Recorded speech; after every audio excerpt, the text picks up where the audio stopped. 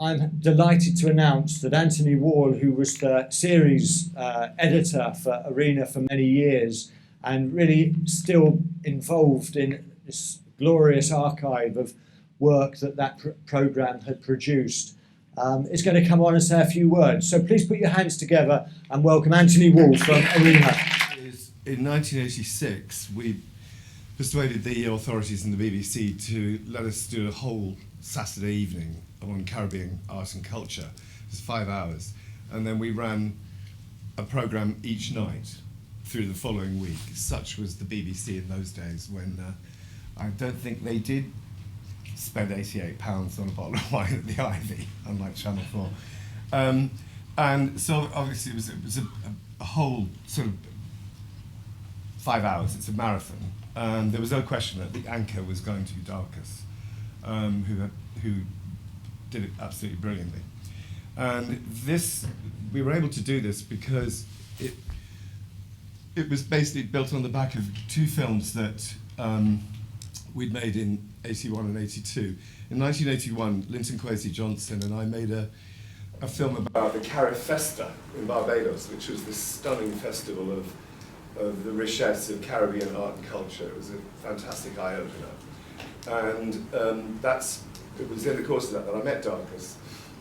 And he actually made a very entertaining contribution to the film, talking about the early days of the Renegade Steel Band and the sort of shenanigans that was involved in that society, as well as the actual music itself. And the Renegades, of course, were in Barbados as part of the festival.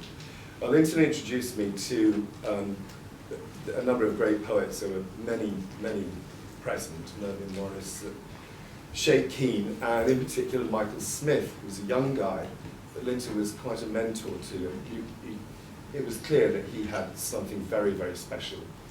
And his most famous poem, You Can't Believe It, is transcribed in your programmes.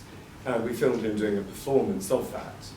And then he returned to Jamaica, we came back to London. Now, the following year, Linton and Creation for Liberation, which was a sort of cultural arm of Race Today, brought him over, and he made a real stir with a performance at the Black Book Fair. And it was clear that we really wanted to do a film with him in particular. And the obvious thing would have been to have made a film about him and his life in Jamaica, but we didn't have enough money, basically. So some other wheeze had to be found. And CLR, James, was living at the top of the Race Today premises, which Farrukh and Nina talked about, and the corner of Railton Road and, very fortuitously, Shakespeare Road. And he had kind of clocked that, with his extraordinary insight, that there was a correspondence between what Linton and Michael, the Jamaica language reggae poets, were doing in their political attitude and the attitudes of Shelley and Keats, which are the poets he most loved. And so that was sort of in the air. And we're talking to Darcus and Linton about, well, what should we do? Darcus brought this up and said, well, why don't you make it about that? So that's what happened, and the film was called Upon Westminster Bridge. And through the poet, it was a way of taking an oblique but kind of interesting look at the whole relationship between Britain and the Caribbean. So when we came to do Caribbean Nights, the extract that we're seeing is the first section of what was a 60-minute discussion of Caribbean poetry with Linton and Derek Walcott, and with Darcus in the chair. And so in order to sort of make the contrast between the Caribbean and Britain, we actually put those two films together, so it was never originally transmitting quite this way. So when I think about sort of Darcus, I think about this sort of sheer authority of his intellect, and he certainly enriched my life, and I think hopefully enriched the television on those Caribbean nights. And it's really important to say that all of the programs that I'm referring to were absolutely collaborations between Arena and Race Today. We could never have done it in the way that it turned out if it hadn't been that way. So this is back to 1986, and Darcus, Linton, and Mark.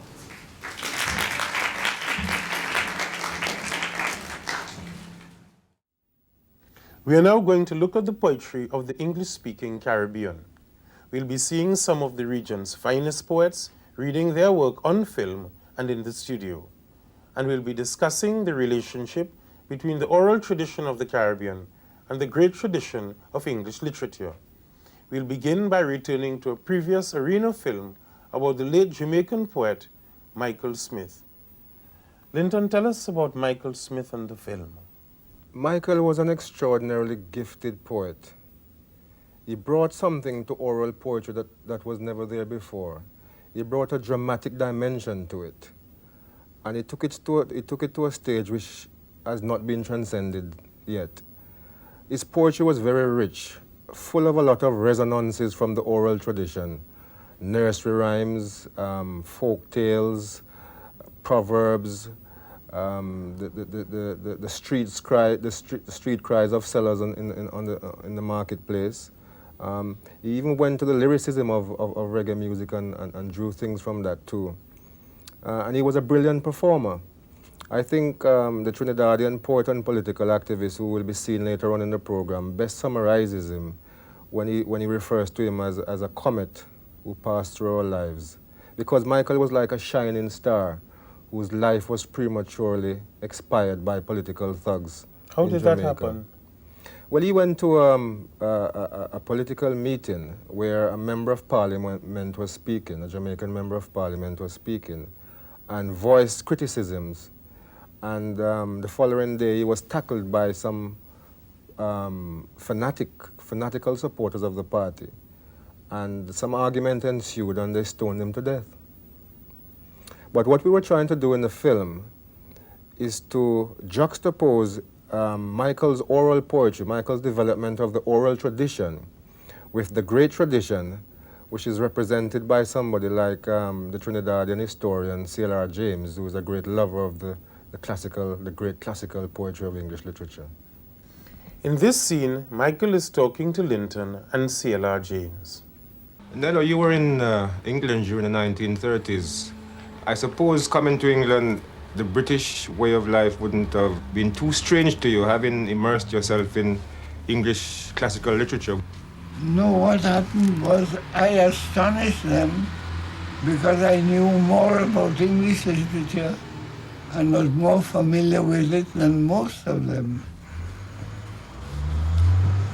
What happened was I had to reorganize my view of English literature after my first stay in England between 1932 and 1938. I began by loving Wordsworth, Keats, Shelley, and everybody. I had learned them in the Caribbean. I had made no distinction. British poetry, English poetry was one of the finest poems in the world. What kind of impact did the kind of literature that Nello is talking about have on you as a person going to school in the Caribbean and later on developing an interest in poetry? Never have any impact on me, Linton. Didn't have any impact. As a matter of fact, I detested a lot of, what is it, C.L.R. Wordsworth? Wordsworth? That's the pronunciation? Wordsworth. No pronunciation, that's his name. That's his name? Well, I hope I get the pronunciation of his name correct. And Shakespeare or Shakespeare. Yes. Nobody in the Caribbean have I ever heard say Shakespeare. Nobody. They said Shakespeare. They said Shakespeare. Yes. Well, I wasn't into Shakespeare, Nello. But you didn't go into Shakespeare, I want that clear. Nobody ever told you about Shakespeare. Nobody. As they say, no, Nello, but to be honest, they didn't have any impact on me. Good, I understand that. You understand that? Yes. You see, from the standpoint that what happened was I couldn't relate much to it because the symbols and the rhythms was out and the tongue twisting and all of that. And for you, part of poetry, or poetry was part of the awakening of the Caribbean people. And that's what you all were making a contribution. It was not so with me. And you all had turned to the native speech. And it was a rejection of the English domination. Not so much the speech as such you rejected, if I may say so, but the English, the Rastafari people said, we are dominated by the English king, the English queen, the English language, the English religion, every goddamn thing is English, and we are against it. So we have to write something that is identify with our own. Am I saying what is correct? Absolutely. And you all went to, and you tackled the most fundamental part of a business. You tackled the language and created the dialect, which is part of the language, but your own use of it, which I think was splendid. I say me can't believe it. I say me can't believe it. Room them a rent, me apply within. But as me go in, cockroach, rat and scorpion also come in. One good nose a for run. But me now go to stump on high wall like Humpy Dumpy. Me, I face my reality. One little boy come blow him on. And me look on him, it's gone. And me realize me 5 boy picnic was a victim of the trick them called parties and politics. And me ban me belly and me ball. And me ban me belly and me ball. Lord, me can't believe it. Me say me can't believe it. My daughter boyfriend name is Sailor. And him pass through the port like a ship. More grand picking for feed and the whole of we need. What a night, what a plight, we can't get a bite. My life is a stiff fight and I say me can't believe it. I say me can't believe it. Sitting on the corner, my friend talking about things and time. Me have I say, who that? I say, who that? I was say who that when we are say who that. When you take a stop, them liquid on flat. Teeth start fly and big man start crying. I say me can't believe it. I say me can't believe it. The other day me I pass one yard on the hills. When me take a stock me here. Hey boy, yes ma'am. Hey boy, yes ma'am. You clean up the dog shit? Yes ma'am. And me can't believe it. I say me can't believe it. Darcus a mother 4. Get a work as a domestic. Boss man moving and Popsy Kaisi cause she pregnant again. Popsy Kaisi cause she pregnant again and me can't believe it. So me can't believe it. That yard at night when me hear fire, fire to plate cloth. Who dead? You dead? Who dead? Me dead? Who dead? Harry dead? Who dead? 11 dead? Whoa! Orange Street fire dep on me head and me can't believe it. Me say me can't believe it. Lord, me some black boy living in one building but no rent, no pay so them can't stay. Lord, the oppressed and the dispossessed can't get no rest. What next? Take a trip from Kingston to Jamaica. Take 12 from a dozen and me see my mama in heaven. Madhouse, madhouse. Me say me can't believe it. Me say me can't believe it. You believe it? How you believe it and you're blind your eye to it? But me know you believe it, Lord.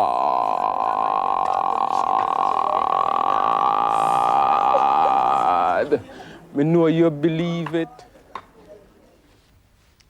When you read the Ode to a Nightingale, Shelley's, Keats's poem, he says, darkling I listen, and for many a time I have been half in love with easeful death, called him soft names in many a mused rhyme to take into the air my quiet breath.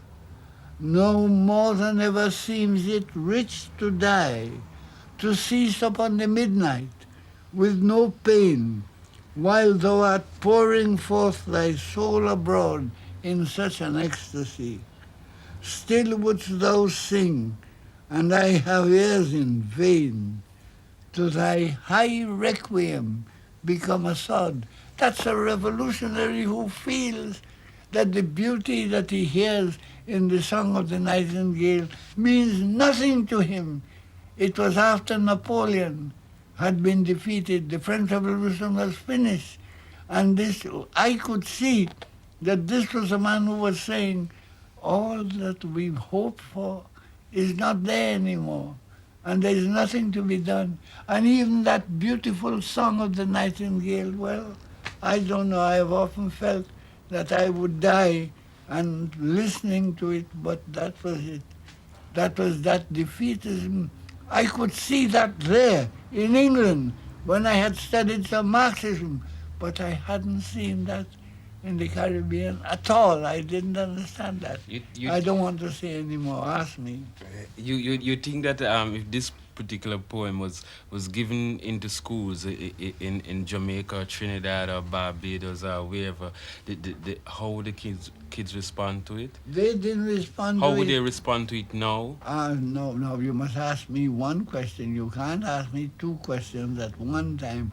What is it you want to ask me? I am asking you, if this poem was applied to the Caribbean now and was given out in schools, what would their reaction to it be? It depends upon what the teacher told them. If I told students in the Caribbean today what Keats meant and what he wanted and what he didn't have, they would understand me.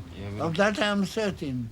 Now, Shelley has got a phrase in his Ode to the West End, to the West Wind, where he says, "Be through my lips to unawakened earth the trumpet of a prophecy.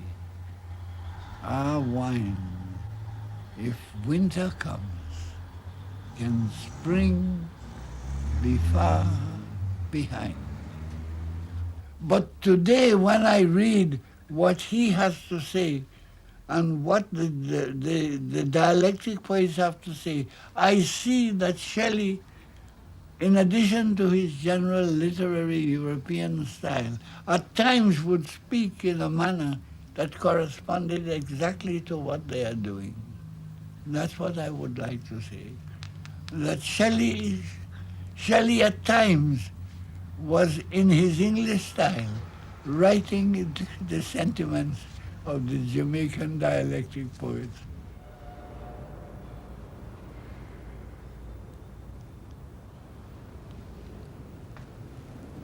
Men of England, wherefore plough for the lords who lay he low?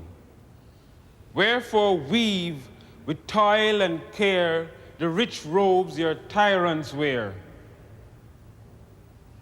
Wherefore feed and clothe and save from the cradle to the grave those ungrateful drones who will drain your sweat, nay, drink your blood?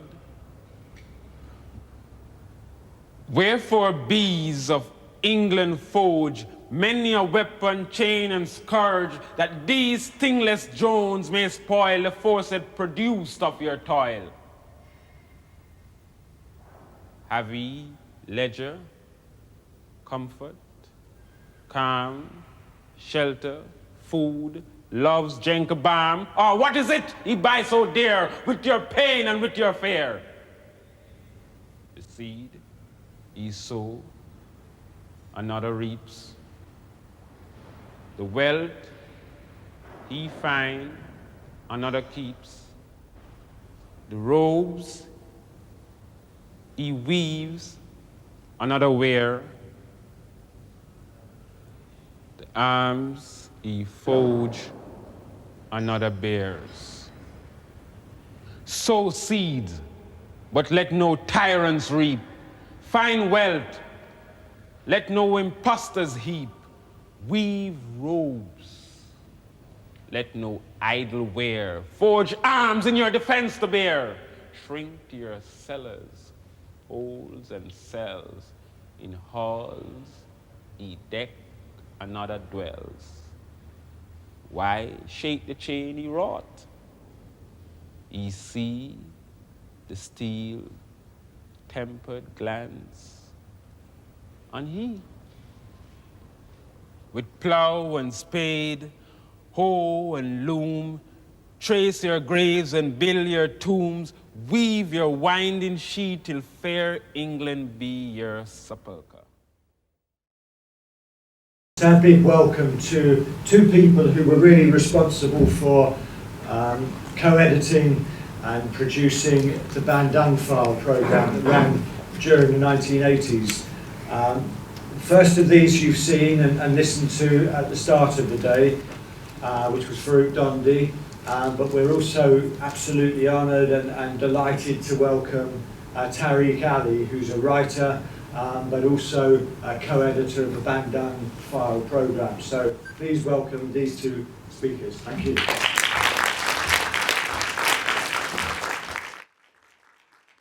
Yeah, Darcus and I worked together for 5 years, sitting opposite each other without having a single row, which I think was a record for both of us. And we got on extremely well. We hired researchers and directors, or before we hired them, we were very lucky that Jeremy Isaacs and Farrukh Dhondy insisted, quite rightly, because neither Darcus nor I had any experience in television except for attacking it non-stop. And so Jeremy insisted we hire some professionals.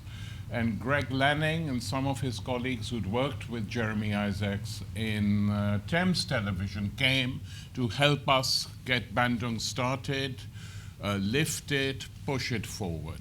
And Greg is here, so you know, we were very grateful for everything he did. But then we began to hire people, and one of our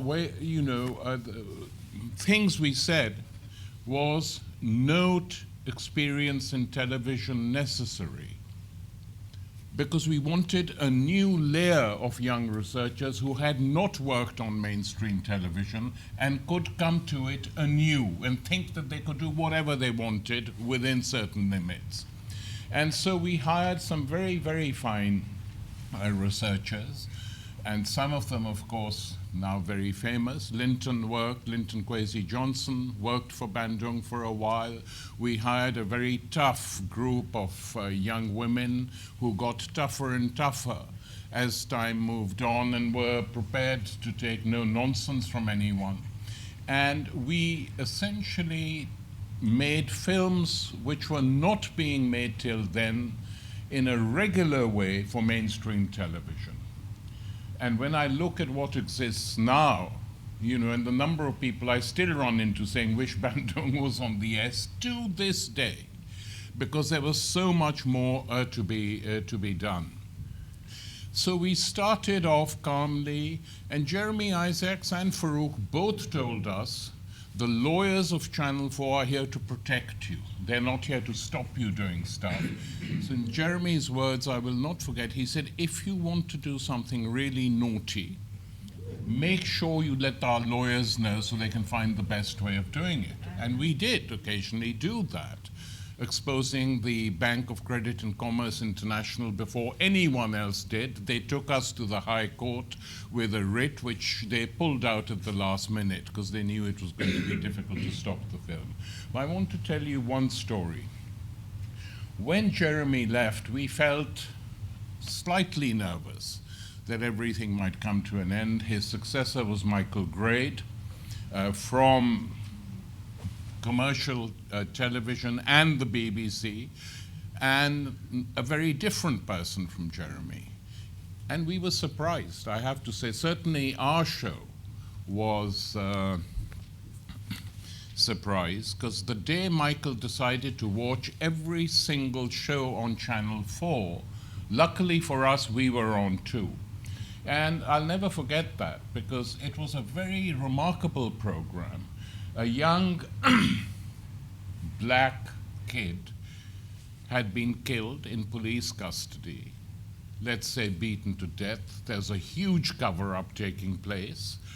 And some months later, there was a public inquiry, a public meeting with local councillors in Islington and the police chief. We said, that week we said we've got to cover it as for live. Just film, quick edit, and we put it out the next day.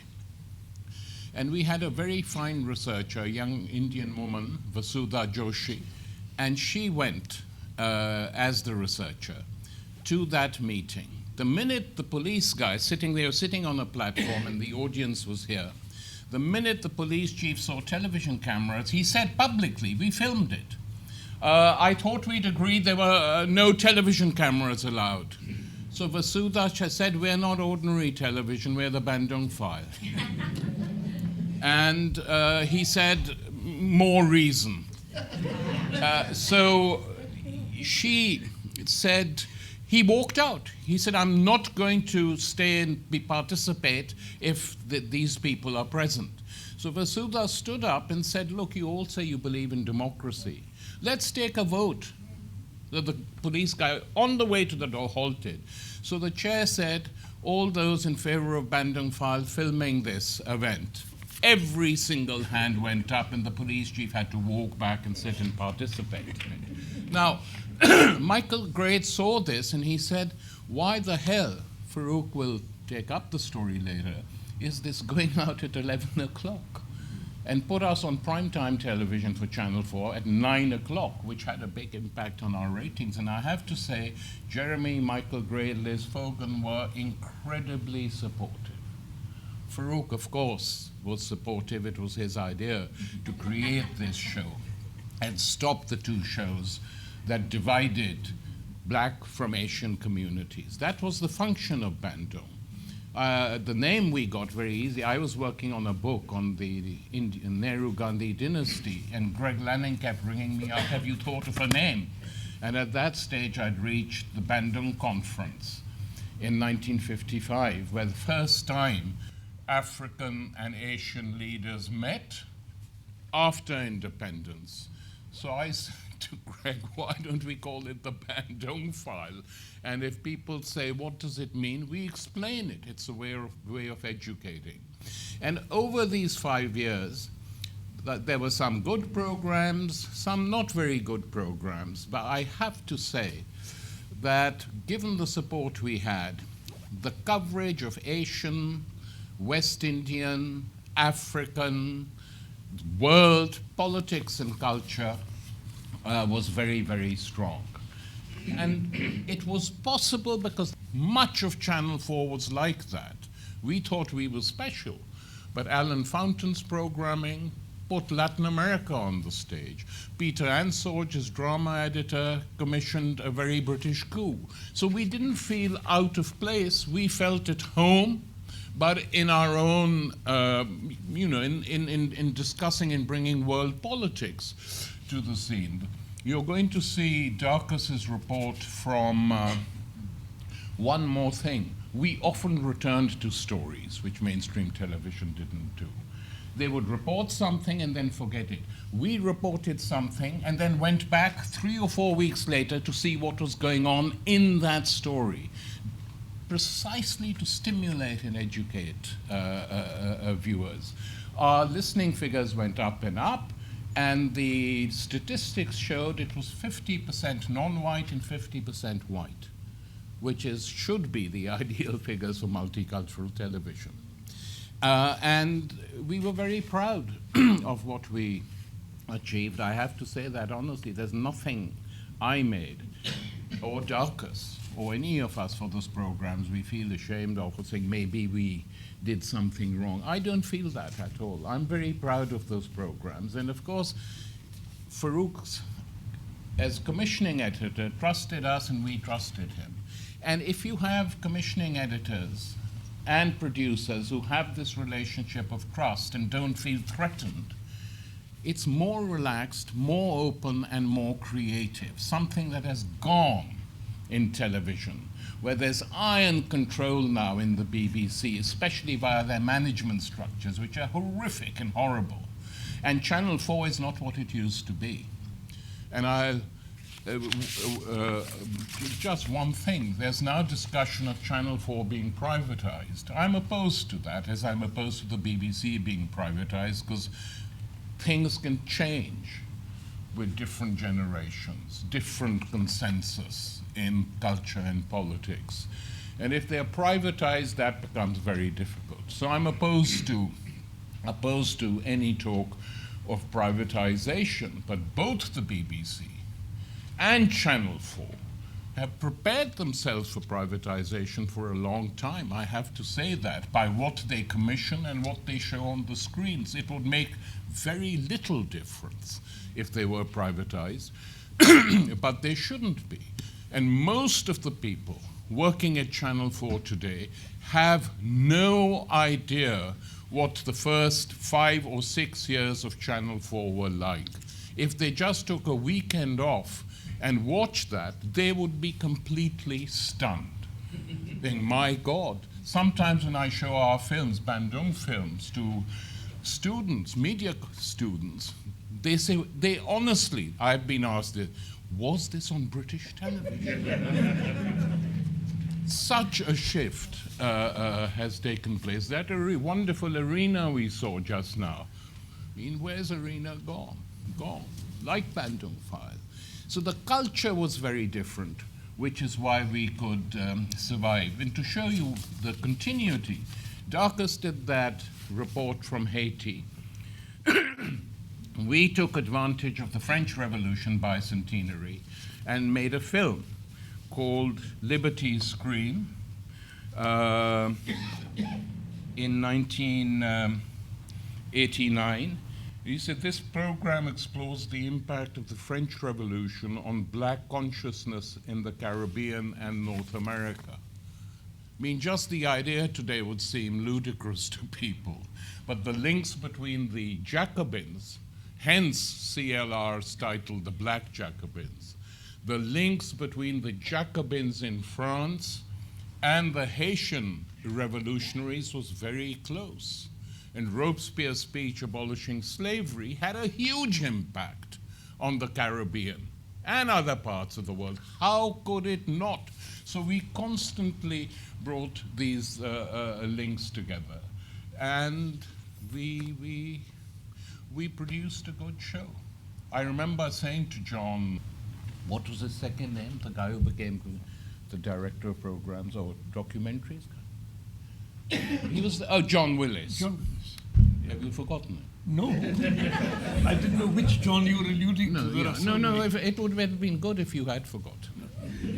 Anyway, John Willis said, from now on, this is after Channel 4 decided to sell its own advertising, people will have to look for the program they want to find. It won't be easy, but it will still be there. But essentially, that decision more or less ended the innovative side of Channel 4, because when you have the marketing department with hiring more people to work for it than the creative department, the end is nigh. Believe you me, and not just in television, in publishing and elsewhere. So people often used to say, what is it like working with Darcus? I said, fine, it's normal. What's the problem? Why should it be too different? I think the team we had, and I include Farrukh as part of it, because without him, this show would never have got off the road, got on the road. It would have been very difficult, but it's a very good record. And it, together with many other programs at the time on both BBC 2 and Channel 4, should be shown regularly at conferences to media students to show if it was possible once, it can be possible again. So don't think these things can't happen again. Thanks.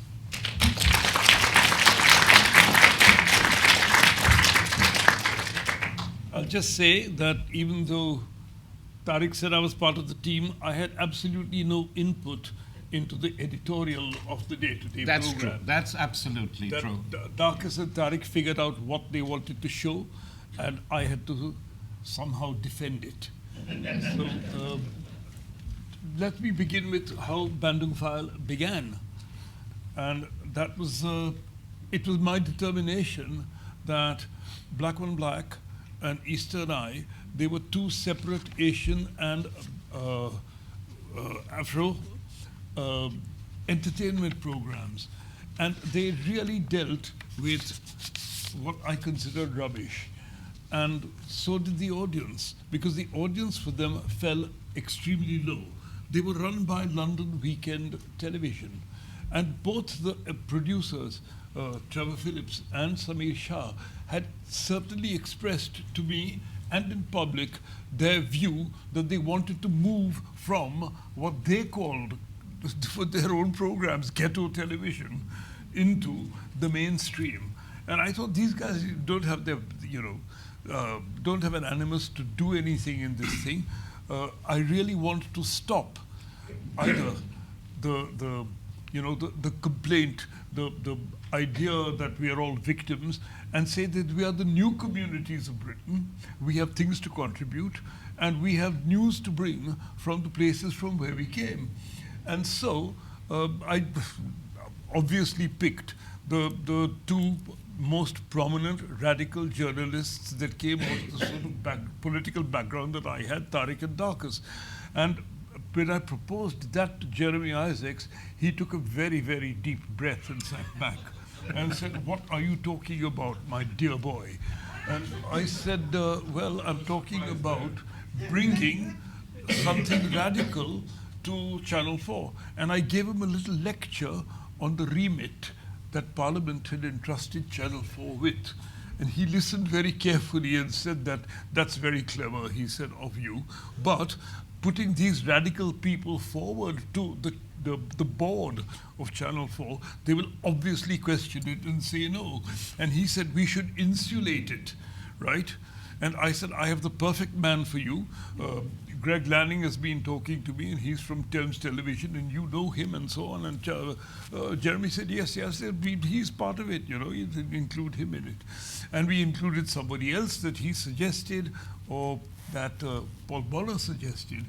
And we put them forward as the leading lights of the television world, and Bandung File became accepted because Jeremy wanted that radical voice, not perhaps through my convincing him that it was part of the remit and would expand it, but for his own purposes. And so Bandung File came on. But Paul Bonner, who was the person who slotted programs in, put it on a Saturday at 7 o'clock, which is the death slot of television. People, go out and get drunk and murder an Indian and so on. But people don't watch television at 7 o'clock. And so it didn't struggle, it was doing well. But when the regime changed, Jeremy resigned, Michael Grade came in. We had the first meeting with Michael Grade. And all us commissioning editors were apprehensive. We thought, this guy comes from the commercial world. He's very well known as a publicist. First thing he said was, "If it ain't broke, don't fix it. But I'm going to make some changes." What is a program like Bandung File doing at 7 o'clock on a Saturday? I'm putting it on a weekday in prime time. So I went, "Hey!" And the rest of them said, "How much did you pay him?" And that was the success of Channel 4. The other troublesome story was when Tariq decided to go to Birmingham and question the Asian vote that was coming out for Roy Hattersley's selection. I'd forgotten that.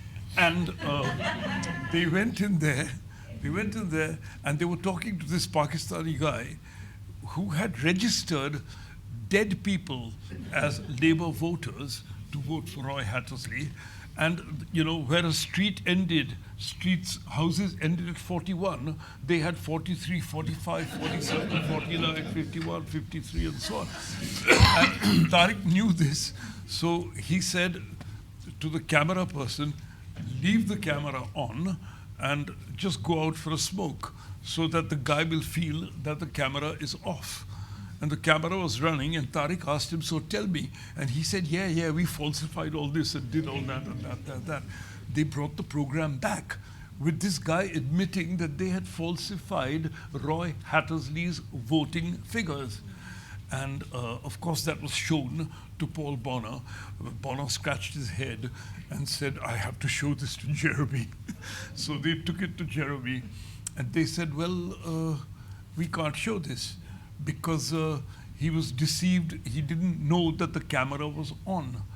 And we had an excellent lawyer who came down and said, well, he made up all manner of excuses and things, and the program was shown. It was shown that Roy Hattersley's vote was fixed. The next day, I was at the High Commission, Indian High Commission, for a party. Who should happen to be there but Neil Kinnock? And when he was introduced to me, he said, are you the fellow who made that program on Roy? So I said, no, I didn't make it. Tariq and Darcus did. And what Kinnock did, literally, he went, that was one story. This was at the first, it was an interview Darcus and I did jointly with Julius Nyerere, the president of Tanzania. And one of the things we did do was to interview third world leaders, and the ones who had done fairly decent things in their countries, we allowed them to speak. We didn't go in, to attack them, because their voices were very rarely heard.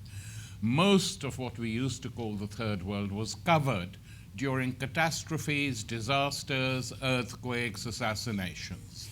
And we wanted to cover them as people living in countries which were different, but who led their lives. And so we did both interviews from above and below. In India, we went to film in Kerala, South Indian state, and we just did a film with fishermen talking about their problems as fisher folk, what they did. With Nyerere, he was visiting Britain. We asked for an interview, he agreed, so we did it, and it's an appreciative interview.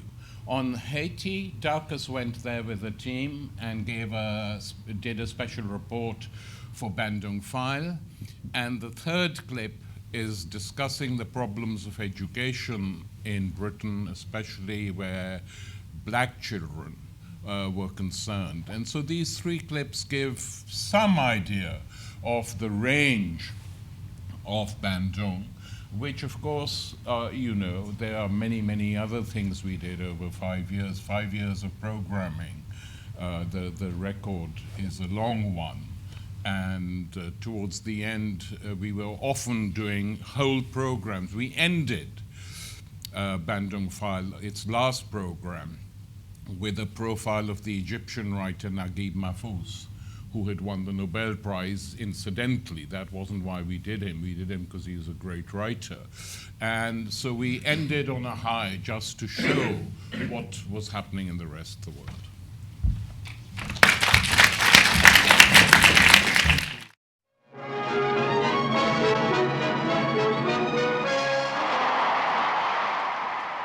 When Tanganyika won its independence in 1961, a young school teacher named Julius Nyerere became the country's new leader. The transition from colonial rule had proceeded smoothly, with the traditional display of pomp and ceremony. Freedom had been won and conceded because it could no longer be delayed. Nyerere and his political party TANU was supported by an overwhelming majority. Independence witnessed an exuberant population whose expectations were very high. In 1967, Nyerere explained to party elders that change was necessary. The Arusha Declaration committed the country to a non-aligned foreign policy abroad and a state-sponsored socialism at home. The new plans relied heavily on creating a network of brand new villages to accelerate rural development and stability. The aim was ambitious, nothing more or less than the modernization of a country with 22 million people, 95% of whom lived in the countryside. Last July, Julius Nyerere bade farewell to his role as an African statesman when he retired as chairman of the Organization of African Unity. Later this month, he resigns as president of Tanzania after almost a quarter of a century in office. We talked to him earlier this year about the problems confronting Tanzania, the famine which has afflicted the continent, and the struggle for national liberation currently raging in South Africa. What would you say was the greatest achievement of the first 20 years of independence in Tanzania? I think I can say seriously that our greatest achievement is the fact that we are a nation. We are a united nation, and I think we are a nation with a purpose. If you go to Tanzania, if you were to go to Tanzania, you will discover we have done a tremendous lot in these 18 years, tremendous. In education, in social services, within the limits of our own resources, because we have not worked miracles. But let me give one indication. When the British left, and I say that was after 80 years, nearly 8 years of colonial rule, they left in our schools 300,000 children in primary education, an education of 4 years. Today, we have an education of 7 years. Every child goes to school. We have a primary school population of 3.5 million children. That is in this period of our own independence. We have virtually wiped out illiteracy in the country because we refused to say education was only for the young, when the parents of these children who are going to school were also young people of 30, 35. We educated them. We are between 85% and 90% literate of the adults. Well, in a short period like that, that is part of the balance sheet. But of course, there are many things which we wish we to have done, and we have not done, and especially during the last 5 very difficult years. Let me ask you about one thing, because when I read the Arusha Declaration 18 years ago, I was very much younger and more impatient. So was I. Now, I just want to take one point of it, which Yes, I please. found far-reaching and remarkable, and tell me whether or not you managed to achieve it. Every Tanu and government leader must be either a peasant or a worker, and should in no way be associated with the practices of capitalism or feudalism. Permit me to say that's a very serious and far-reaching. It's very serious. Yes. It's very serious. Did you manage that? We have. If we discover, we're having elections this year, if we discover even now that you are associated with any capitalist activity, you will not stand for election. We will not pick you. In some countries, you have to be wealthy in order to stand for elective position. In Tanzania, if we discover that you are wealthy, first of all, we'll ask you how you became wealthy in a poor country. Mm-hmm. There are problems. We made mistakes. I can't really say the mistakes we made in Tanzania were because of the bureaucracy. Everybody had to be educated. The thing you are saying, our leadership code was a very tough code. It's not only the bureaucracy we had to sell it to, because it applied to the bureaucracy too. It had to apply to everybody. And we went through a process of education. We were educating everybody. That thing in 1967 was really a shock to many people. You don't win independence to remain poor, especially if you are in the positions of leadership. We lost our Secretary General after passing the Arusha Declaration. This is not what people expected to be. If you've won your independence in a situation like our situation, where wealth was in the hands of wealth and power was in the hands of the British, and our little Asian community there also had some wealth. If you had ambition, you said, when we become independent, I'm also going to be like so and so. You become independent, and then you are told you are not going to use the power of the state, of the power of government to become personally wealthy. That was not an easy thing to do. And therefore, we had to go through a long process of education. I think we've done it. I think we've done that process. I believe really the system is basically accepted. but we have the problem of general poverty. Do you believe that the Ethiopian tragedy, the famine, which has been, of course, very widely publicized in the West and in Africa, has created any awareness or political will in the continent itself, as well as in Europe, to change this situation so that these famines don't occur because they are man-made? One thing certainly has happened as a result of those famines in the Western world, as a result of being shown what was happening. The tremendous response by individuals in the Western world, both in Western Europe and North America. I think this is very significant. I've been trying to deal with this problem for now quite a long time. I have many friends in the governments of the Western world.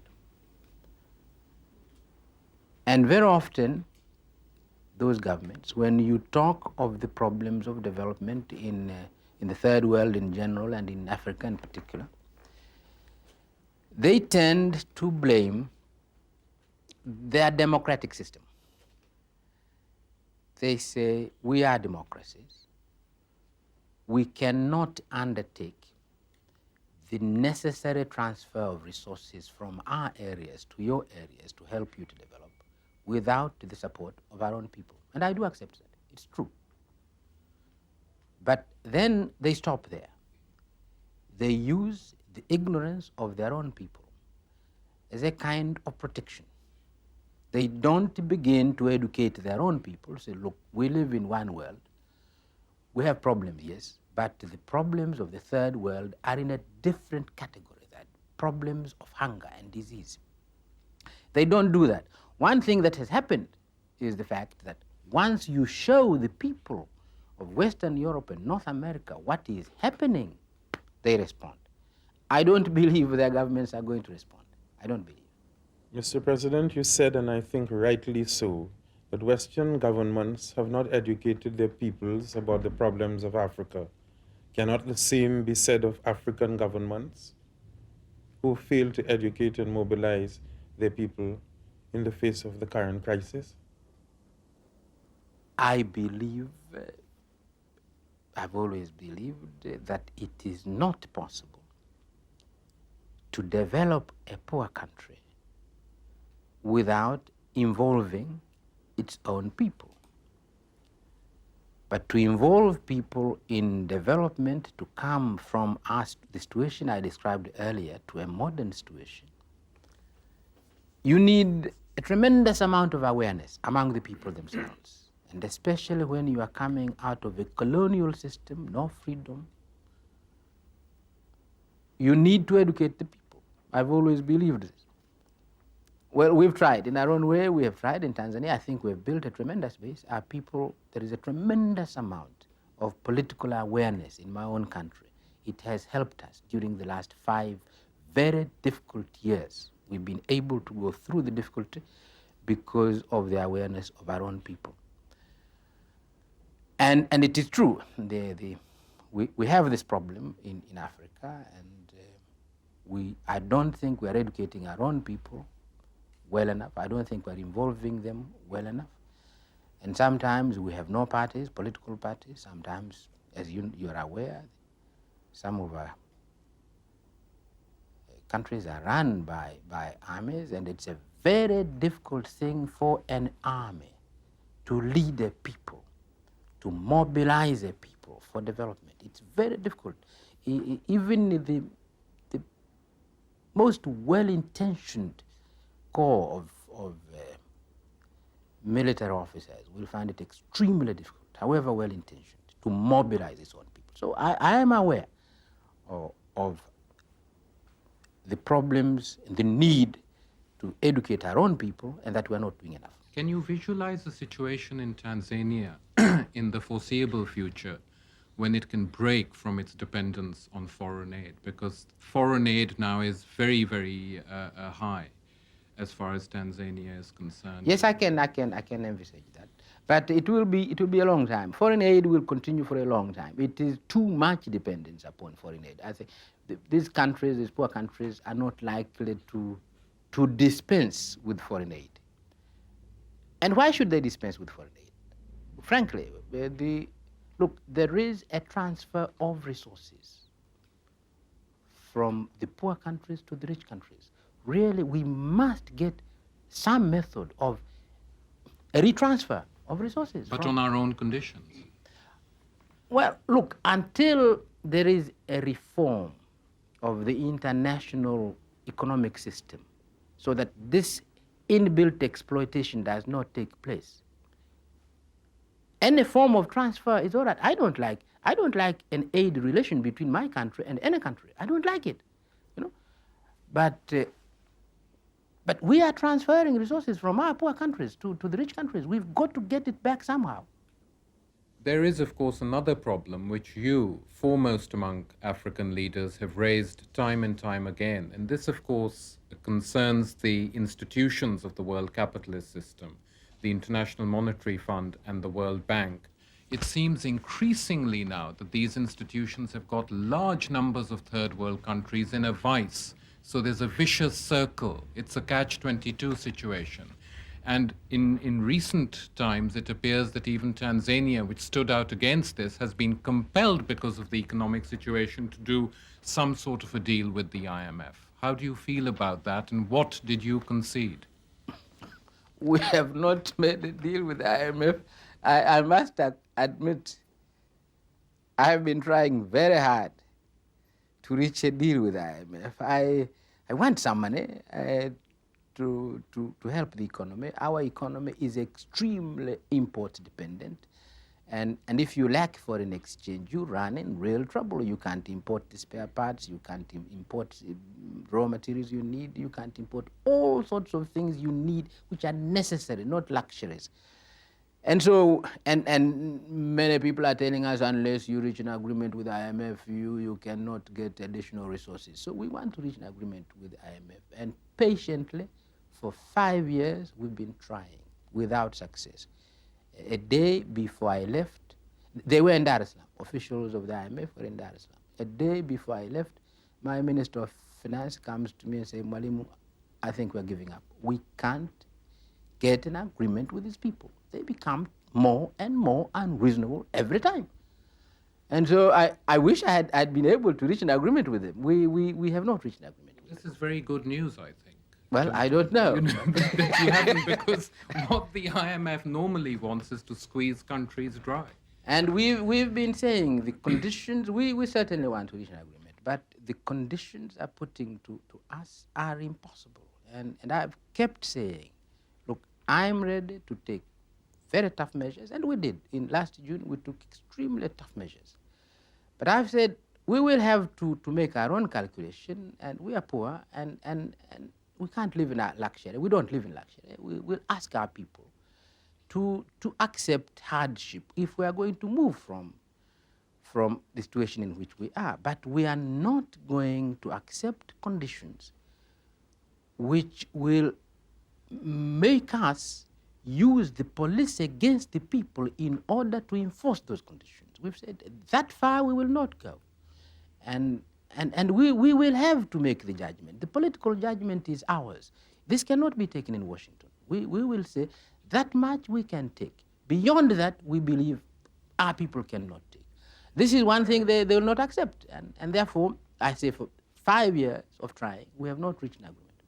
The debt burden now is very heavy on all third world countries, or most third world countries, certainly third world countries that are not producers of oil, including third world countries like Mexico, which is a producer of oil. The debt burden is absolutely intolerable. We've got to sit down with our creditors and discuss this burden, because it's a problem on the poor. We are transferring too much money from these poor countries to the rich countries simply to service the debt. That's it, but our creditors don't want to discuss the matter with us. They have formed a creditors' cartel. They have agreed altogether that they will pick these countries one by one, including the weakest.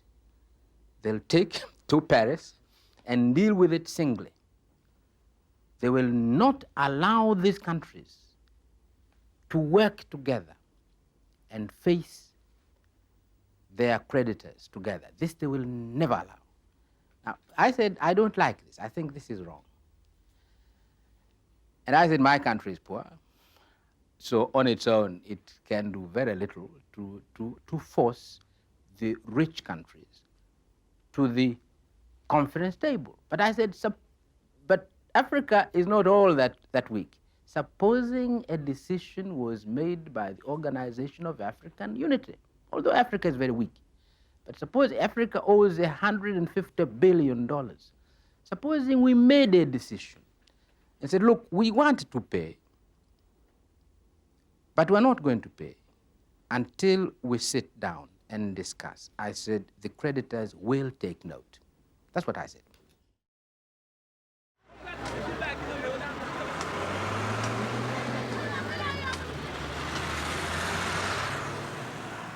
Wherever one goes in the Haiti of today, those who were once powerless and downtrodden are engaged in laying new foundations. The old is being swept away. The process of building the new has only just begun.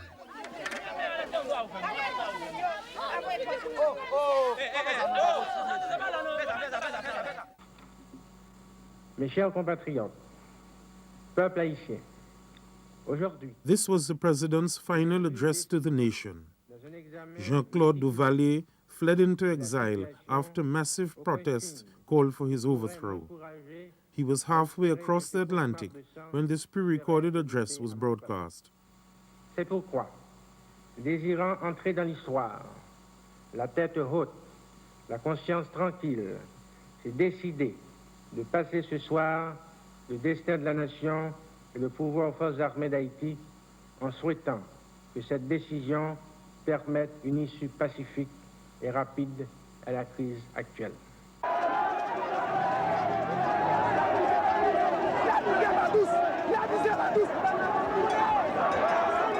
The celebrations which followed echoed those moments in 1804 when, as slaves, the Haitian people completed a military and political defeat on their slave masters.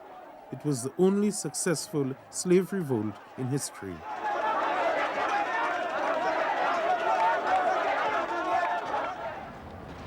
The Duvaliers, Francois the father, Jean-Claude the son, ruled this ruined Caribbean country from this palace for 29 years without interruption.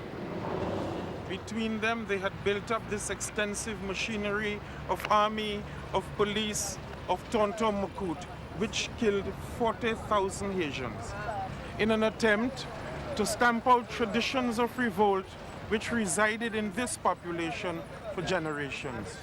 They did not succeed. For these very traditions of resistance were rekindled in 4 months of unceasing revolt, which forced Jean-Claude Duvalier to flee this country on the night of the 7th of February, 1986. It was the signal for Haitian people to give vent to passions pent up within them for 3 decades. It was violent, it was celebratory, it was bloody, it was uncompromising.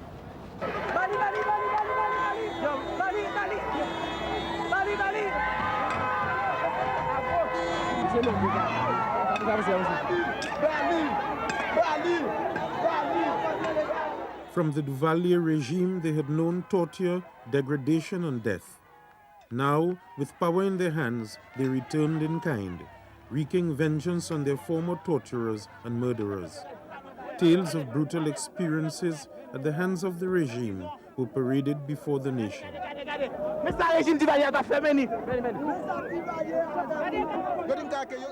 They attacked and tortured my brother. They sent him to Fort Demarche, beat him senseless. Today I am happy because I can speak out now. All I want to do is find the body, and then I can rest easy and accept what has happened. My brothers are in the big prison. I want them released. Lots of people were killed at Fort Demange. Out of 25, my brothers were the only 2 who survived, and now they are in the big prison and can't get out.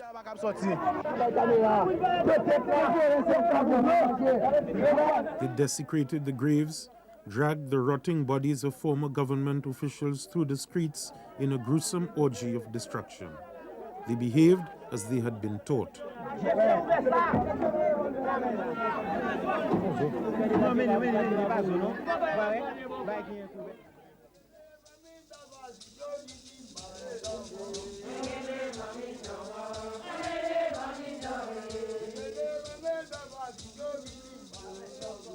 The ultimate insult was reserved for Papa Doc.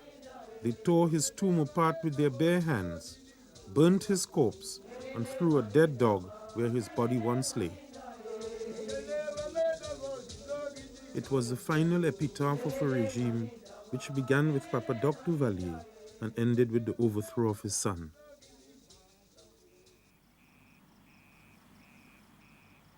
A decimated countryside remains one of the major crimes of the Duvaliers. A complete absence of any agricultural policy in 29 years meant that the land would yield no more. Parts of Haiti are a veritable desert with ghost towns scattered around.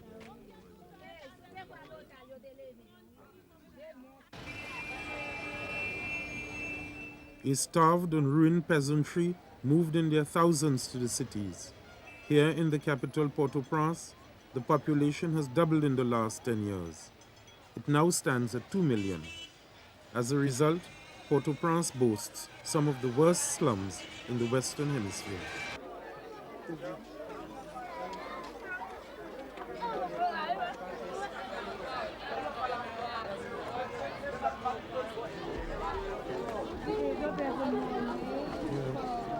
I visited La Saline, which can only be described as the dark dungeon of Caribbean society.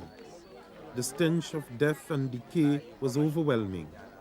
The abject poverty, the open sewers, the diseased children would overwhelm the most hardened cynic.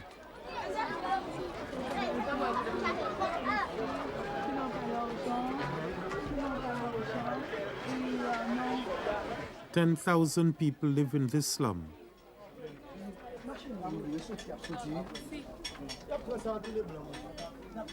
This family of 10 occupies a space measuring no more than 8 feet by 6 feet. They sleep in shifts on beds made from cardboard.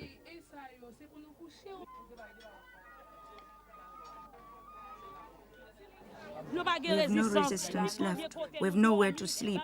When it rains, the water comes right up to our hearts. When the rain falls, it just comes in the house, and in the morning we have to chuck it out. Then there's nowhere to sleep. We don't have a latrine. We have nothing at all. We're in total poverty. As for me, I wouldn't ever want to ask for charity. I used to be well off. I owned 5 pigs, but since Jean-Claude, I've lost them all. And that's why I'm reduced to poverty. I can't make out on my own. I don't want to steal, but I'm reduced to charity now. We all had pigs, and now they've all gone. We're all poor. Under the Duvaliers, not even the wretched of the earth was secure. The henchmen of the regime, the Tonton Macoute, under their leader Madame Adolphe, carried out constant attacks against the people of the slums. Jean-Claude and members of his family, they've come and destroyed the place we live in, trying to throw us out. But we weren't going to accept that. They've tried to set fire to our properties. They've tried to do all kinds of things to us. Speaking of fire, in 1967, Madame Adolphe came. François Duvalier sent her to clean up the place, but all she did was to set fire to it. There was so much damage. Old and young people died. 100 people in all. The fire was in people's houses. There wasn't time to get out. Young and old people all died. We have suffered ever since Francois Duvalier came to power. That's the whole of our problem. We thought they were going to crush us all the time. It was in their blood. But we weren't going to let it happen. It's a kind of situation where you find the result of a bad government. So, Lassaline, they wanted to have it like that, to keep it like that, and keeping a lot of people in this misery is a way to rule better, is a way to have the eyes closed, is a way to do what you want as government, and thinking at the same time that people don't know how you are doing things in the country. And when I am talking about the government, I see immediately the American government. The American government with the Haitian government, Duvalier government, were together corrupted government. So they wanted to have people to work for them in their business, in their factories. So more you are in this misery, more you will accept to work for them for nothing, giving your blood, giving your life, giving your body in the factories. So Lassaline is a kind of university where you learn to accept this misery. Slum dwellers found in Father Aristide and others like him the inspiration to organize against Jean-Claude Duvalier's government. With our hands, with our life, with our love, we ask justice, we ask freedom, and we take justice, because the justice is not like a gift which they gave. No, liberty, freedom, they don't give that. We have to take that. And in fact, we go through the streets and we took our liberty, we took our freedom, asking for justice. You see? So when they saw so many people, maybe all the country in the streets, taking the freedom, taking the justice, now they felt something which was like a weapon, a big weapon, much more bigger than what they have. So it's a kind of confrontation. With conditions as wretched as these at the one pole and the grandiose flaunting of wealth at the other, it was only a matter of time before Haitian society erupted.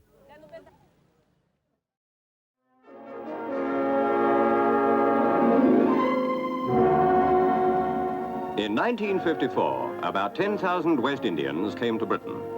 The 1950s and early 1960s saw the first influx of West Indians to Britain.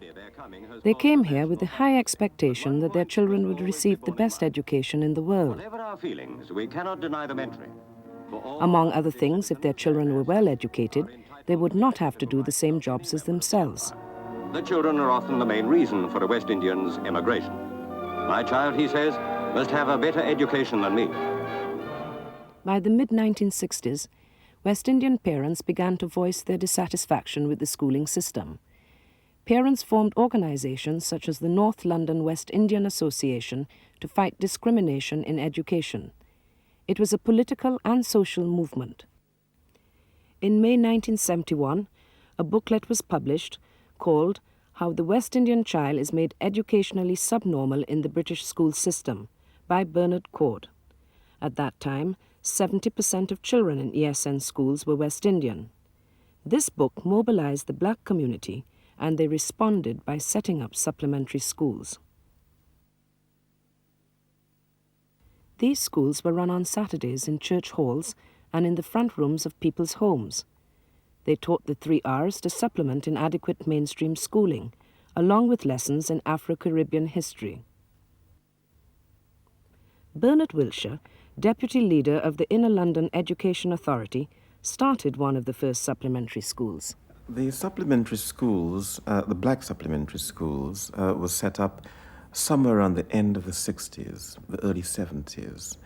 And they were set up as a result of very powerful concerns by black people in this country that their children, black children, were not only receiving a raw deal, because that isn't really putting it strongly enough, but were almost being destroyed in the school system, in the English-British school system. Jason Michel Supplementary School was started because of the failure of the mainstream school to meet the needs of the black children. I think you'll find that it took black parents coming to this country from the Caribbean many years before they realized the school system was failing them. So when they did realize that, they decided to do something about it. Black parents are actively involved in the organization of supplementary schools and what is taught there. I've got 2 children that attend the school, one aged 8 and the other one's 13. They've been attending for the past 3 years, and I just feel that it's important for them to be here to learn about themselves. For instance, learning about African history, learning about their culture, because that is a subject that the state school is not teaching them. And I'm not for them just learning about Cromwell and you know, European history. And also they have models here, positive models, i.e. black teachers and other black children that they can actually relate to. So therefore, for me, it's important for them to be here. I hear black parents say, you know, their children's school reports always have on it how their children are disruptive. And I see that as being due to white teachers not understanding black kids. They don't understand what they're about. I mean, there's been examples, for instance, of children speaking in their own dialect in the classroom, and they've been sent home or sent out of class. There's been children put in ESN schools because of reasons like that. Once I started going to supplementary school and attending, sitting down, talking with the teachers and with the director and the people involved, you know, I really was enlightened. And the fact that I used to go into the school and get really angry, you know, and sort of leave the mainstream school feeling really frustrated, I felt that I was better able to go in and sort of articulate myself with the teachers, and they actually sat down and listened, whereas in fact, you know, they were very ready to label you as being very difficult, you know. Parents do not feel that it's impossible to approach teachers here. They feel very comfortable coming in and finding out what their children have done for that day. Teachers are always willing to sit down and discuss with you. So I think with the support of all 3, parents, teachers and children, that is the reason why this school is a success. Well, in our mainstream school, they teach us things which are quite easy, and here they teach us harder things. So when we go back to a mainstream school, we can do it very easily. I like coming to this school because it helps you to learn and stuff, like the things that they don't teach you at main school, they teach you here. And then when you go to your main school, that you'll know what to do, stuff. When we go to school, they don't tell us everything about history. Here they tell us about black people as well, because at school they just tell us about white people, they don't tell us about what the black people did. That's why I like it here. Probably the only difference is Afro-Caribbean history that we do teach, and we see it as one of the main foundations of the school, because it heightens the awareness of the child. We believe, in fact, that will assist the child to learn better in the mainstream school, because the history gives them a sense of awareness, a sense of pride and dignity. And I think every society, every children, every society like to know something about themselves. That's why we teach it. I am certain, and the black community feels certain, that there is nothing intrinsically wrong with black children. Because in the West Indies and the Caribbean, we achieve. In North America, we achieve. But we think that the state of racism is such that it confronts black children with a huge, impenetrable wall of impediment, really, which prevents them from being able to achieve their best. John Loughborough School in North London tells a very different story. Set up 7 years ago by the Seventh-day Adventist Church, it has an excellent record of achievement. 99% of its pupils are Afro-Caribbean, drawn from the local community, which is predominantly black. The school has around 300 pupils, and of its 35 teachers, 32 are Afro-Caribbean. While there is well-documented underachievement in Ilya schools, John Loughborough is an oasis of success, where pupils are motivated and achieve good results. Bandung File asked the headmaster, Keith Davidson, to explain this success. Well, we take pupils here from age 9 through to 18. But of course, we also take pupils in from the state system. Many will come with battered self-images, and they will have problems initially. But because of the program we have here, one that is caring, one that addresses itself to specific needs of pupils, we have been able to make changes in behavior for those pupils, and many have returned to us saying how much they appreciate the work we've done for them. I think it's because of the program we offer, one, and the conditions within the school. The conditions are such that we are able to motivate the pupils more effectively. We have teachers who are predominantly black, therefore they're live models to the pupils. They can see blacks in positions of authority, blacks who've been through the educational system and have been successful. We'll be dealing with black children in state schools. I think they're lacking in self-esteem, motivation. When you come to this school, it's, you know, it's all there from the teachers, from the pupils around you, the atmosphere. This school brings out what you can say, the real you. What the teachers know you can do. Not what you think you can do, what the teachers know you can do. Because I have to say, the teachers here can push and push and push. And then when they finish pushing, it's for you to make up your mind if you want to take it in or let it pass. And I think most of the people that come here, when they're pushed, they push themselves as well. And if they see, oh, well, so-and-so's doing as good as me, I might as well try even better. And so, in a way, it's helping them more by the teacher pushing you. So I think if more schools are like this, to have teachers to push you from the beginning, you'll have more achievers and more higher achievers at that. When I first came here, my sister was still in a comprehensive school, Islington Green, and she wasn't achieving there at all. She was getting a bad report every year, and she was there for 3 years. But when she came here, it was a change of attitude completely, because they made her work here. She had to work, because we were paying for it, so she didn't have a choice. Okay, as a part of socialisation, you need to associate with other people, different cultures, different kinds, when you go out to your jobs, colleges, wherever. And I think since this school is just based on particularly just West Indian cultures, I think it would be better if we had some more varieties so we can relate to them and communicate to them much better. Although it isn't a major problem, it's very minor because we all can, you know, deal with that. I just want to get all these degrees and A-levels and O-levels. So if they come to me about, you know, you can't do this, I've got these papers and I've done it, you know? They can't tell me, no, you haven't got this much qualifications, because that's sort of like my weapons, you know? If they ain't going to accept me, then look at mine. You know, I've got that, I've achieved it.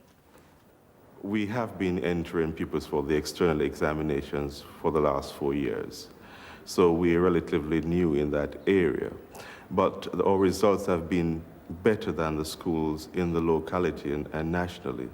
And we have year by year increased our performance. We're expecting this year to have a pass rate of 60%. Pupils at John Loughborough do twice as well in O-level examinations compared with Afro-Caribbean pupils in Ilya, where the pass rate is only 31%. It is interesting to note that in the Caribbean itself, the schools have demonstrated their capacity and capability to produce professionals, leaders. And so the problem is not so much whether black children can achieve, but whether the educational system can help them to work to their potential and to bring out the best from those pupils. Now, in this country, the educational system is under a lot of pressure. Many folks are dissatisfied, not just black parents, but indigenous parents are dissatisfied with the performance. So it's really a general problem of underachievement for the vast majority of children. But you have a problem of inertia. The system is not capable of responding to the changes that we're experiencing in society. West Indian parents believe that the education system has not changed to meet their demands, and many now believe that the only way forward is to set up all-black schools. It's either you keep the child in the mainstream school and fight and become quite angry with yourself and everybody else, and in a way you become defeated in some ways and maybe take the child out and send them somewhere else, or just decide to be bloody-minded and stay within it and fight, or you pull out of it and sort of fight on. But I think from what I've been seeing, I mean, things aren't changing. It may well come to black people really organizing themselves and getting more and more schools, black schools. Black organized school will be feasible, but not in the short run. It will be feasible in the long run. I think in the first instance, it is important, before we think of setting up our own schools, to get the mainstream school to take on some of the work that we do in supplementary schools. We hope that they'll be taking it on within the mainstream school by creating an atmosphere for the children to learn, by employing teachers, by using different textbooks, etc. I believe that these things should be exhausted. Unless they're not exhausted, I don't think it is necessary, or I don't think it is fair or reasonable in the short run to attempt to set up our black schools. I wouldn't shy away from this question as to whether we should have schools like John Loughborough. I think they would help to meet some of the short and medium-term needs. There may be question as to whether it's a good approach or not in terms of it being totally black, but the proof of the pudding is in its eating, and I think we have demonstrated that a school of this nature can be viable, can be successful, and can help for the advancement of our people. My name's Pat Young. I was one of the 2 original series producers on Devil's Advocate.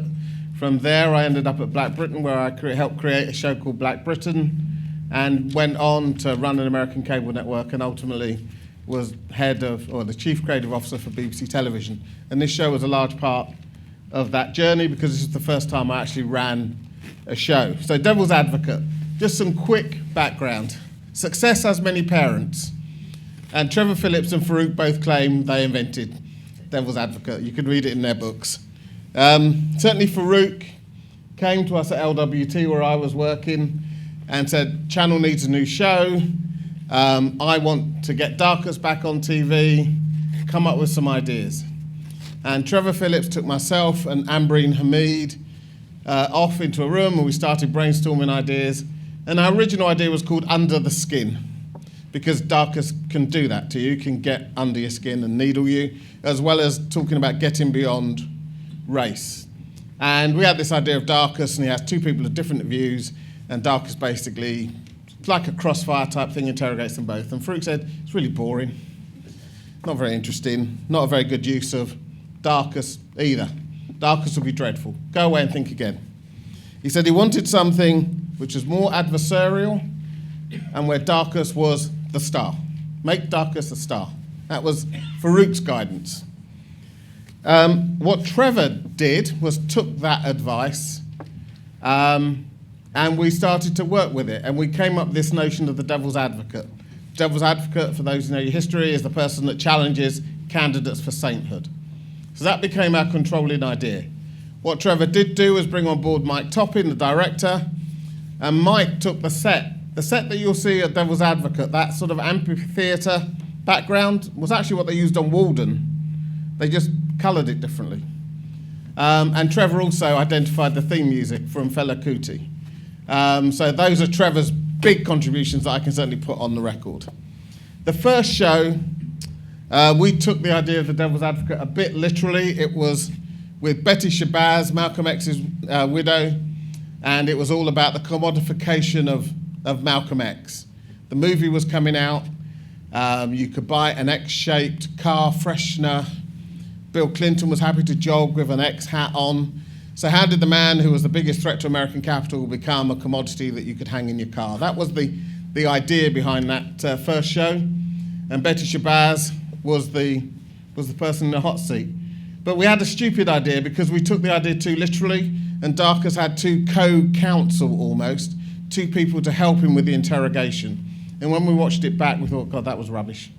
So we didn't do that again. Instead, we invested the whole thing in Darcus and in his personality and in his character and in its staging. A couple of things that I love about the show. First of all, not just Darcus's walk-on, but he had that opening line. XYZ, Betty Shabazz, Chris Eubanks, Shangu Baku has a case to answer. I'm the devil's advocate, and tonight they're going to answer to me. Now, when do you ever see anybody, a black person in television, invested with that much authority? This is my space, this is my show, you're my guest, and you're going to answer my questions. That's the first thing. Second thing, and you'll see it here, certainly in the Shango clip, how Darcus uses the space. Look at him as he just puts his foot on the dais where the guest is sitting. Some people might call that intimidation. I just call that Darcus putting on a little bit of pressure. He also had this great side, what say you? When he would go out to the audience. And the other thing, I was really nostalgic watching these clips. Look at the range of people in these audiences. You know, you'll see the brothers of deceased police officers, Rastafarians, members of the royal family of Ethiopia. In the Rastafarian show, you don't see it, but there was even a man with a drum. And periodically he'd just go, boom, boom. And our sound guy would go, where's that come from? And we'd go, it's just a man in the audience with some drums.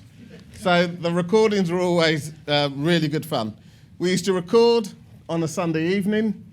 We would then do a paper edit through, probably not allowed now, paper edit through the night, and it would be at Channel 4 and on air on the Tuesday. It's a really tight schedule.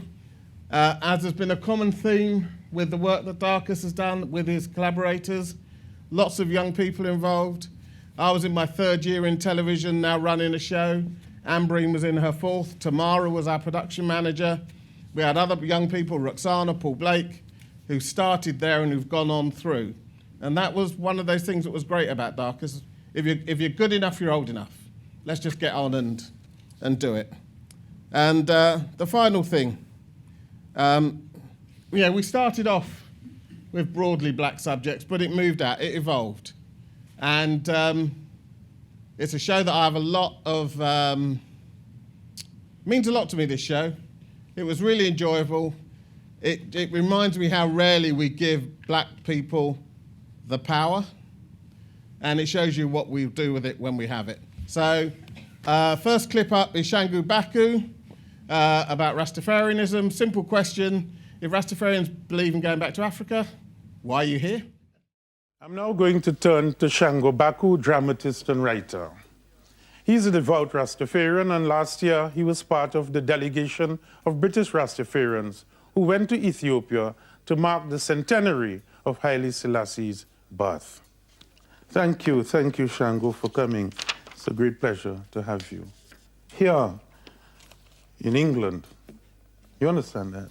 Why are you here? Here. I'm here first in England. By the grace of Jah Rastafari. And that grace is eternal. Okay. Angels in heaven and the creation on earth sing his praise. Okay. And we would be foolish to do otherwise. Okay. We are pleased to be here. But why are you here in England? You went to Ethiopia, didn't you? Why didn't you stay? Why didn't I stay in Ethiopia? Part of your religion is that you go back to Africa. You went.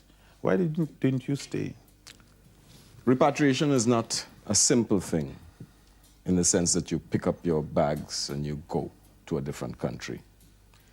It operates on several levels. One has to be repatriated in terms of their mind. You've got to have a vision that is compatible with what you want to do. Have you repatriated your mind? Well, I was about to explain the different levels of repatriation. So the physical repatriation can only come after that. And then there's the question of reparation, yes? Because we have dues that are owing to us in order that we can repatriate properly in the land from which we were taken. So all these questions have to come into the situation of repatriation. Is it a question of saying to a lot of young people and so on, which you're entitled to do in any religion, do as I say, but don't do as I do? Because if an example has to be set, the question of leadership and representatives, they must go first, establish themselves, and then the flock would follow. That is what is being done. Is it? Yes. So therefore it is, do as I do. You know, we have an example to set so that others can see the integrity of our faith. So if we had not gone in July 1992 to praise His Imperial Majesty on his 100th anniversary, then there could be questions asked. Do you believe He's a living God? Yes, we observe a living God. We worship a living God. Yes? Why seek ye Him among the dead? Jah liveth continually. But isn't He dead? Isn't who dead? Selassie. Who says that? Who says that? I thought He was dead and buried. You thought He was dead and buried. You thought He was dead and buried. Why did you think that? Because his bones were dug up recently. His bones were dug up recently. Did you follow that incident? And his own family reburied him. Someone here, a member of his family is here. Reburied him. Yet we have testimony of his own offspring saying that they have never seen his body, that they cannot vouch for him being dead, even though they are not Rastas. I'm just using your line of thinking. Yes? Okay, so I'm asking you. Because I'm the advocate of Rastafari. I'm certain he's I'm putting you on the hot seat now. Yes. I'm certain he's dead and buried. Okay. You are certain he's dead and buried. I always expected God to have a certain imagery of good and decency and anti-despotic behavior and so. Don't you agree? He does. That's in the very nature of anybody being God. Did he or did he not stash funds away? He did not. He did not. The Swiss embassy reported in a letter 100 million pounds, US dollars, 100 million that he stashed away in the bank accounts in Switzerland. Evidence. You wouldn't be for that at all, would you? No God behaves like that. You wouldn't, if the allegations were true. It doesn't arise for me to think of, because we know that those things are not true. And for someone who has seen that our legacy as black people stolen and destroyed by that kind of propaganda, I am sure that you realize that you have to question those things very closely. That is why I wanted to see how far you wanted to go without saying it's an allegation, and to put yourself as one who would say those things. Let me go a little further. Come. Are you accepting that if these were true, you may have to reorganize your theology? If they were true. Yes, but I am not even tempted to investigate something that is negative, yes? In other words, we know the person of His Imperial Majesty. We know of his integrity. We know of his love for Ethiopians. We know of his love for humanity. We know of his championing of equal rights right through the world. So why need we? So you were saying, I want this finally from you. Are you saying that these bank accounts that were established as his, that is not true? It is certainly not true. Okay, fine. Sister, would you tell me, are you about repatriation? Are you for? I'm about repatriation for all black people. I think the reality is that Rastafarians is the spearhead of anything that to do with black people. We're the only community that says that Jah, the Almighty, is black.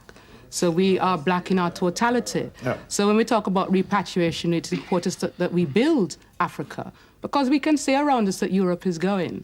Now, thousands will die, and if they want to stay, that is their choice. But it's important for people to mentally and physically and spiritually prepare themselves to go to Africa.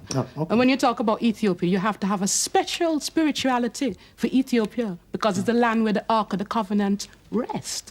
So when you're talking about the divinity of our Father, you must remember the history of our Father, too. Okay, I have no problem with that. May I go straight to Blair Greaves, the Hagan Great Tory Councillor? You Jamaican, you grew up with Rastafarianism around you. Are you going? Why not? Certainly not. That's not my intention. That's not my hopes nor my aspiration. Just as you have other races and other nations that are in different areas, different parts of the world, many of them have their spiritual roots from where they came from. But of course, the individuals who are preaching are trying to brainwash and to encourage many of our young blacks. I'm talking of where we are living now in the United Kingdom. I think it's a misconception. It's the wrong advice, the wrong approach, the wrong guidance they're giving to our young blacks that are here. I think many young blacks that are in this country, they have a part to play in society. They should stay here and avoid muddling their minds and their thoughts. No, that is wrong. To those that are the older ones that do believe in it, let them keep it that way, but do not spoil the impressionable minds of the young people. Wrong. Marcia Dixon, the religious editor of The Vice, are you here? Marcia, what say you? Return to Africa? I'm going back next week. You're going back next week? Bye. I'm an outside observer. I can understand people having longings to get back to Africa, but from where I'm sitting, sometimes it seems like a rhetoric. It's a hope that people have, but maybe aren't that interested in actually carrying it out. That's how it comes over to me. As I said when I first came on stage, Darcus was something of a spiritual mentor for me, which you won't quite believe when you see this clip that's coming up. Okay, let me tell you briefly. So, as Pat and Tamara well know, they knew how to put the fear of God into you before you face the devil's advocate. Myself and Steve Pope, we started a publishing company in 1992 called The Express.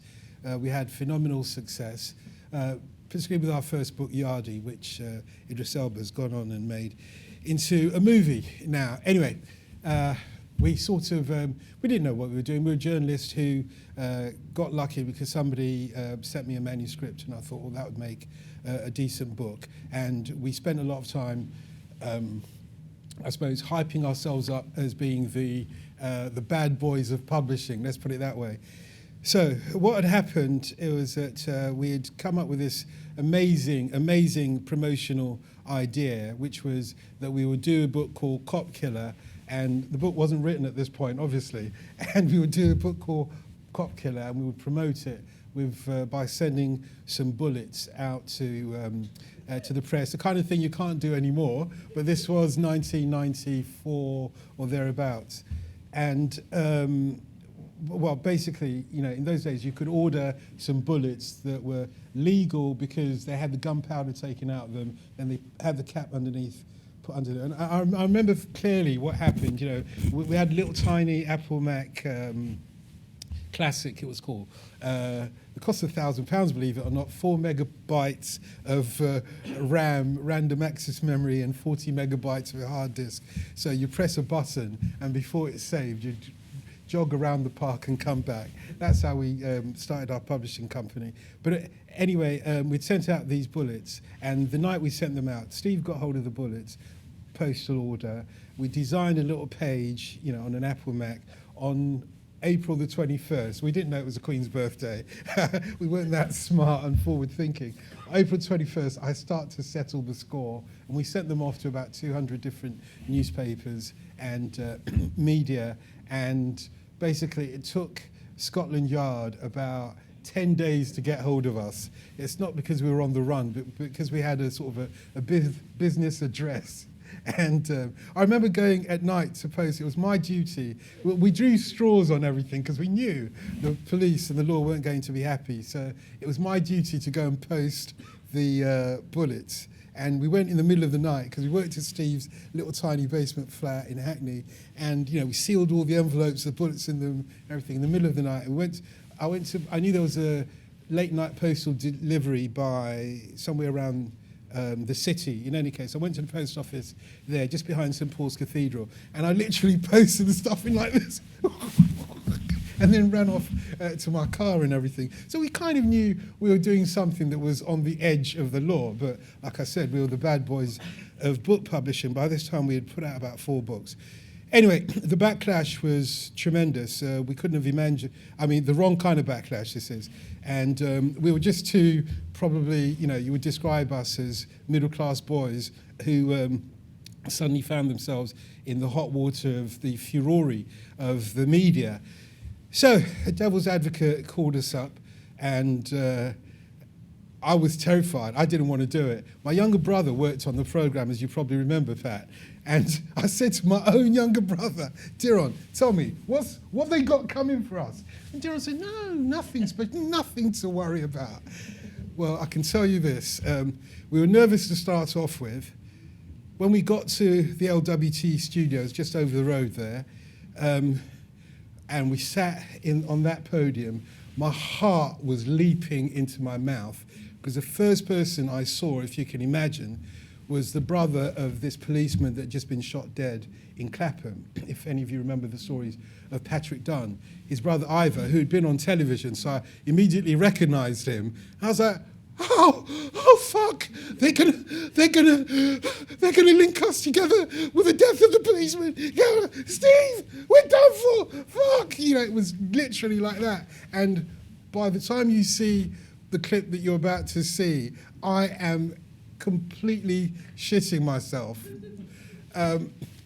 Darcus, who I've known by this time for some time, and he is mischievous, as you can tell from all those things, he's smart.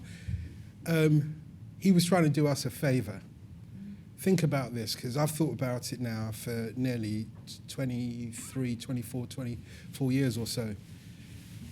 When I look back at this, and I've looked back at it several times, knowing Darcus, knowing how much Darcus loved my younger brother for his intellect more than anything, thought less of me because my intellect wasn't up to the same thing. What Darcus is telling me and Steve here is, you should be doing better. You can do better. Why are you behaving like this? Why are you putting out this trash? You should be doing better. Yeah, you can decide yourselves.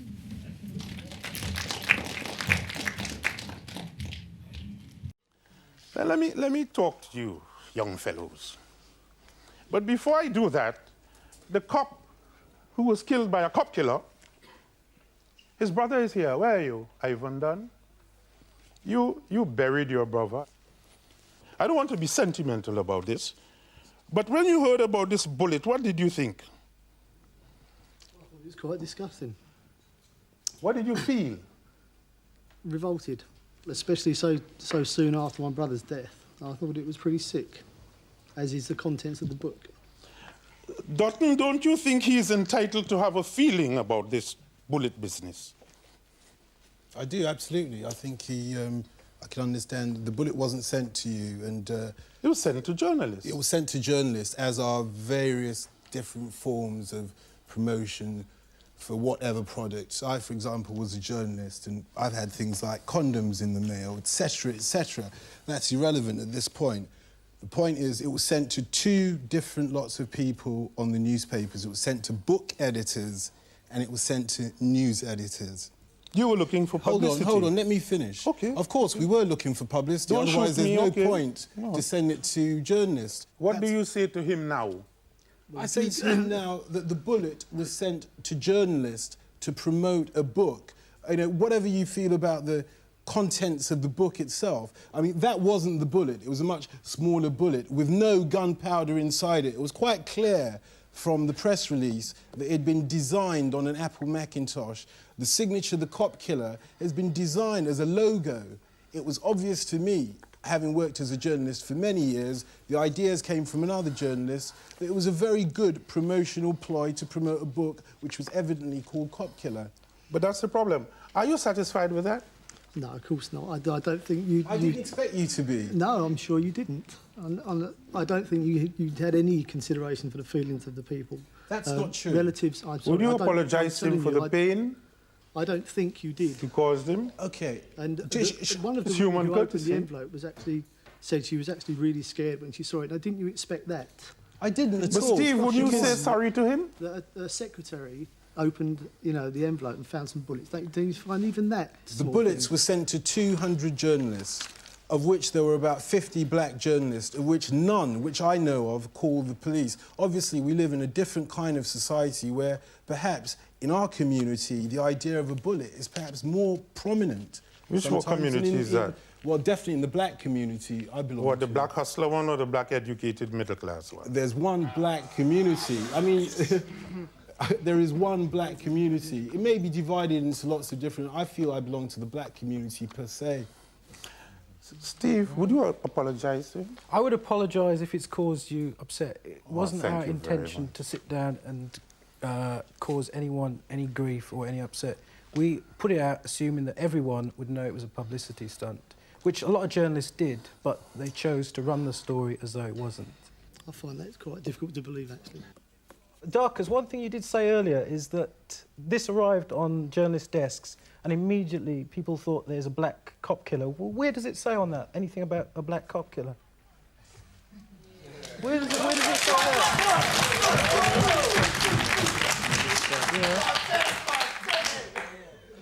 What date is this? April the 21st, which coincidentally happens to be the Queen's birthday. What date was the policeman shot? It wasn't April 21st. What date was he shot? Which policeman? He was shot 2 weeks before this. He was shot 2 weeks before this.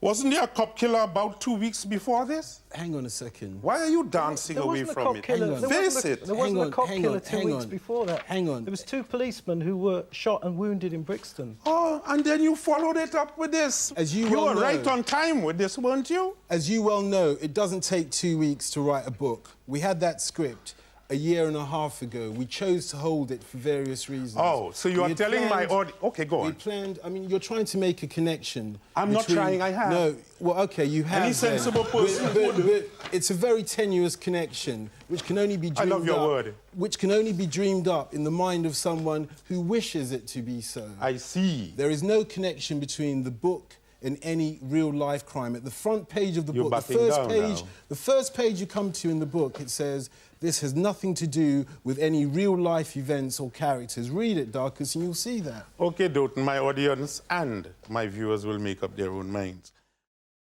You like guns, don't you? It's in all your books. Not in all of the books. I don't remember Gun in Baby Father. Do you remember Gun in Baby Father? Baby Father is a wicked, positive story. A lot of gun violence. You like guns and wouldn't admit that you like them. That the black man should look after his youths, yeah? Positive story. You like them, don't you? You like this? Huh? You like this? I don't, man. Keep it away from my face. This is a replica. Yeah, don't ignore Keep it away from my face. I don't like it. Don't ignore us. But you would use this as you use the bullet to beef up your publicity, won't you? You're using it to beef up the publicity of this programme, so go ahead, G. Thank you very much for coming, gentlemen. Thank you very much for coming. This particular clip is really personal to me because I think it really shows Dad and his bravery, you know, his uncompromising challenging of people, holding them to account, no matter who they were and what the consequences might have been. This episode with Buthelezi was very different to the usual episodes. It was not filmed within the safety and the comfort of the London Weekend Television studios.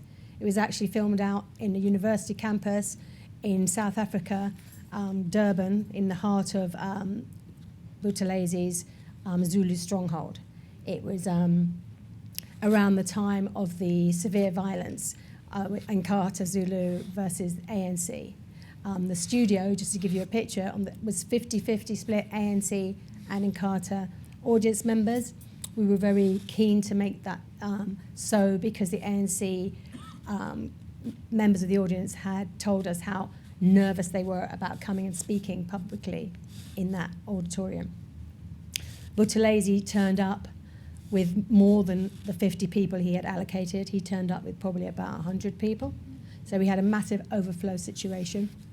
Most of his supporters were sort of young guys wearing what looked like borrowed suits, clearly henchmen who were there to intimidate.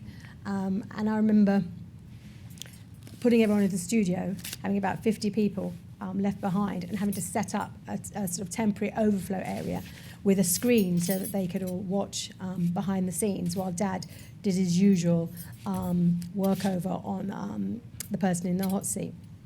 And I remember thinking, as they were all sitting in there and jostling and, you know, talking, I wasn't sure what they were talking about, but there was a sense of tension in the air. And I remember thinking, if they sit in this room and they watch Dad take Buthelezi to task in the way that he normally does, who knows what will happen when that studio door opens, because they will be able to egg each other on. It could get into a really hot and sweaty situation.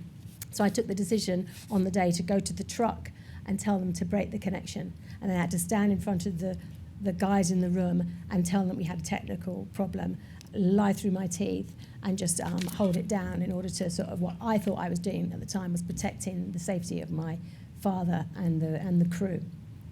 Anyway, the show went ahead. I was, on this occasion, probably the only time I really wanted my dad to go easy on the person in the hot seat. But as you can imagine, my prayers weren't answered, so enjoy this. I'm standing in the hills above Durban in South Africa, in the heart of the Zulu province of Natal, as South Africa struggles to overcome the legacy of apartheid. No part of the country is more dangerously volatile than this. 15,000 people, mostly Zulus, have been killed in the last 10 years. And even now, after South Africa's elections, the violence goes on, with 2 people dying here at a so-called peace rally just a few days ago. One man, above any other, holds the key to the future. Chief Mangosuthu Buthelezi, the Zulus' political leader, is to some the savior of his nation and to others a murderous despot. Tonight he faces me, Darcus Howe, the devil's advocate. I want to begin by asking you to tell me what is special about being a Zulu. I say that we Zulus don't regard ourselves as special in any way, but we don't apologize to anyone for being Zulus, in as much as we don't expect anyone to apologize for who they are.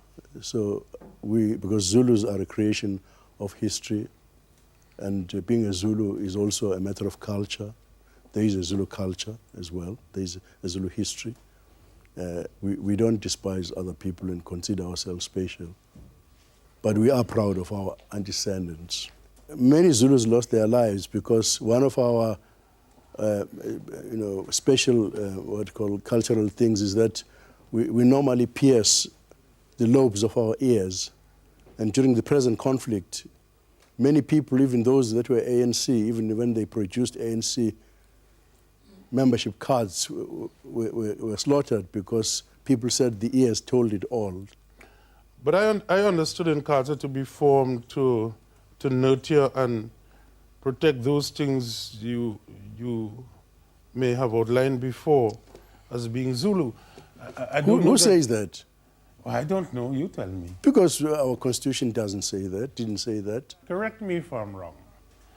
That Inkatha is essentially a Zulu organization. Well, I see some very strange Zulus in this audience, you know.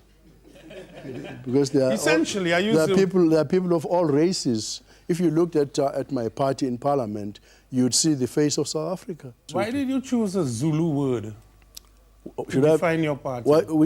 Should I have chosen an English word? But Chief, you could well see, couldn't you, Dr. Buthelezi, that once you use a Zulu word to define your party, that people, if Zulus themselves would believe it was their own, and other people will look upon it as a Zulu organization. That is, it follows. With due respect, sir, that's a lot of hogwash. Because you see, Nkosi Sikeleli Africa, for instance, was actually composed by Mr. Sontonga, who was Xhosa speaking. But we regard it as our national anthem. Is part of your tradition loyalty to the king? Of course. And in this case, King Goodwill. I served his father too before him. Yes, I know. He's not the first king I've served. I'm going to put something to you, and please believe me. Let's see how it goes. I read in the Weekly Mail today that the king intends to ask you to leave his service. Is that the case? Is he intending to do that? Why don't you ask that from the king? Well, because I don't know if you know the mind of the king, or rather not yourself, Mr. Howe, if the Rand Daily Mail knows the mind of the king, then you better ask them. Because I have not talked to the king between the time that the Mail published that and now.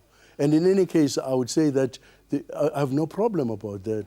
If the king thinks that there should be someone else carrying out the duties that I'm carrying, so be it. I'm not concerned about it. I'm not concerned. You would obey if he says, well, you have done well, you have served your king But well. I've told you just now. Must I repeat that? And you would go? I've just told you that.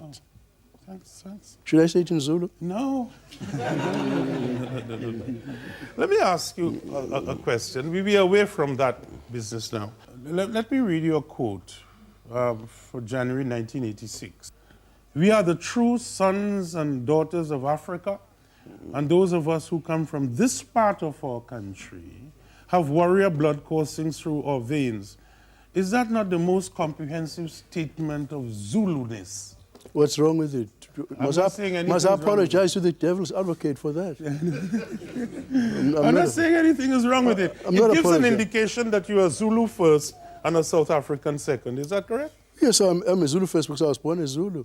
And a South African after? South Africanism was imposed first of all by conquerors, you know? And it's only now that I feel a real South African, now that we have a democratic government which represents all the people of South Africa. When the movement called to sanction South Africa, to call for disinvestment, you opposed. Why? Of course I opposed it. Why? The wisdom of my stand is quite obvious now. Is it?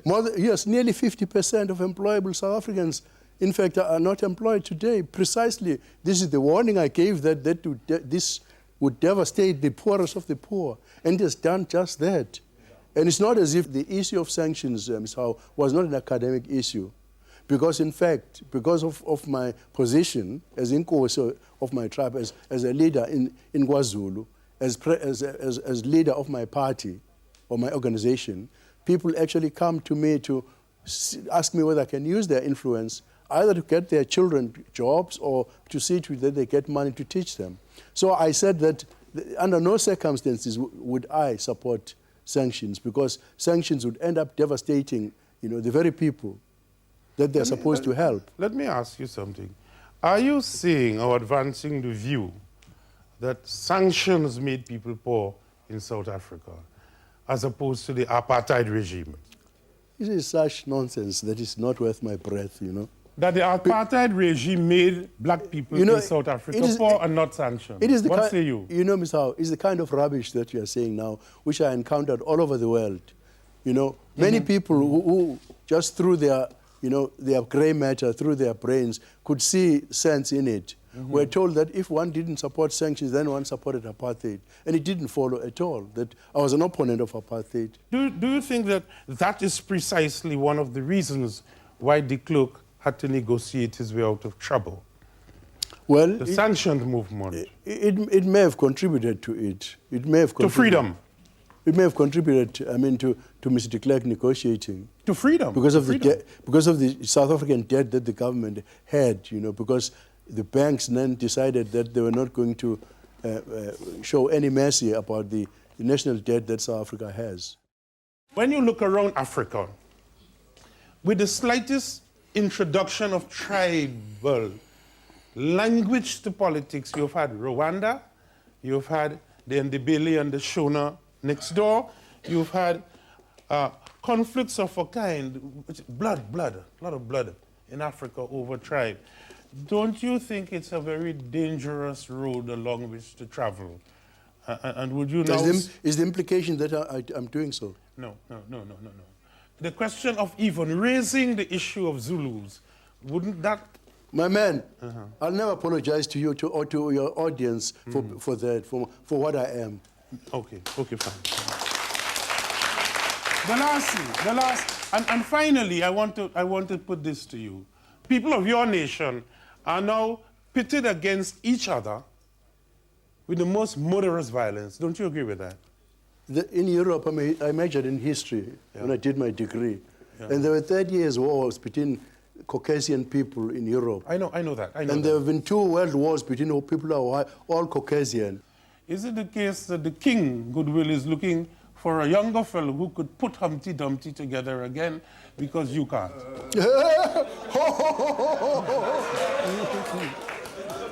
Mr. Minister, thank you very much for coming. Has Prince Mangosuthu Buthelezi hindered the progress towards a free and democratic South Africa? Let's look at the evidence. For Mangosuthu Buthelezi, there are those who argue that he has restored Zulu pride and defended his people. Others insist that the allegations against him are merely ANC propaganda.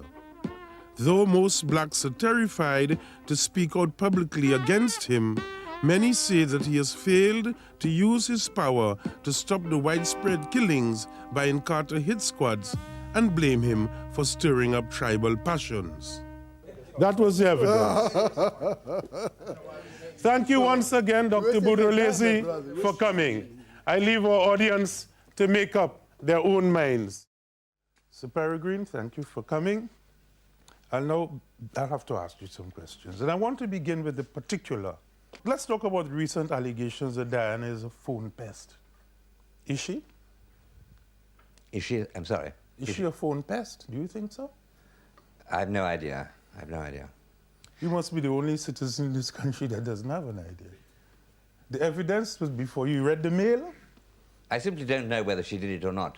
I mean, does everybody in the audience have a certainty that she did it? I didn't know they did. If she did, do you think that something is seriously wrong? If she did, not only with her, but I'm not a psychiatrist. Isn't something wrong when an institution... Oh, come off it. Look, I've reported American affairs. The children of the American president usually get into trouble. It's very difficult to be the child of a very prominent man. Even a TV star like yourself, if you've got children, is probably going to have difficulty. This is a problem of famous families. Mm-hmm. Whether they're Republican presidents, whether they're Stalin. Stalin's daughter had trouble too. It's a problem it's not a problem of monarchy, it's a problem of famous people. Let's get over this one. So you are inviting us to believe that this is just a hiccup in what is normally, you know, everything. I'm trying to destroy the premise that you started with, that the monarchy is a bad thing because members of the royal family have got into difficulties, because every institution, therefore, would come under the same charge. MPs, wives, daughters.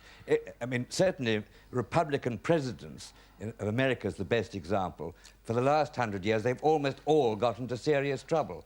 Reagan's, Roosevelt's, Truman's. So where are we? You know, what's this got to do with the monarchy? Okay, listen to me, listen to me. Children of the Queen Elizabeth, all of them find life impossible. I think it's very, very difficult, given the enormous intrusiveness, justifiable in many circumstances, of the media nowadays, for any prominent family not to get into psychological difficulties. But they are not the prominent... That is nothing. That would apply, and does apply, to presidents as much as to kings. That's all I'm saying. But they're not a prominent family, are they? They're not a prominent family. Perhaps the Wollstones are a prominent family. There are many prominent families in this country, but they aren't. That's a royal family. That's the difference. I think it is very difficult now. I'm not denying it for a moment. I think the life of the royal family is intensely difficult. I don't think this is really more than just perhaps a sort of accentuation of the problem of all very prominent families. And I don't think that the children's difficulties are very different from a film star's difficulties, or, as I say, a dictator's or a president's. So I don't think it's a particular reason for getting rid of the monarchy, period. Jeremy Corbyn, you're a Labour MP. Your party is likely to be in power pretty shortly. And so, do you have great sympathy for the point that this thing should be gotten rid of? I think it's an outdated institution. It symbolises a lot of what's wrong with Britain, the social class stratification of Britain. It symbolises the unelected House of Lords. It symbolises a lifestyle that is light years away from the reality of the sort of people that elected me into Parliament. And it symbolises the facade of British democracy. All we have is an elected House of Commons. We don't have an elected second chamber. We don't have an elected head of state. We also have an incredibly wealthy royal family who the public are told to subsidise, and they now only pay taxation on some of their income after an awful lot of pressure. They're not accountable in any way. They can behave any way they like. And I think they are doing a good job of getting rid of the monarchy themselves, actually. So Charles Arnold Baker said that it's worth it. It's worth the money we're paying for it. I didn't say it was worth the money we were paying for it. That You I said... don't know, because I don't know what we're paying. Oh well, dear. let's start to add up what we do pay Oh for dear. it. We pay the civil list, we pay for the royal train, we pay for the royal flight, we're about to privatise the royal yacht. We get in return a large number of houses occupied by this family. We get in return a head of state who is accountable to no one. We also get in return, as I think you've adequately pointed out during the first half of this programme, an extremely unhappy family. Now, what they've done is actually planted the seeds of their own destruction. They decided 15, 20 years ago that they had to be more populist.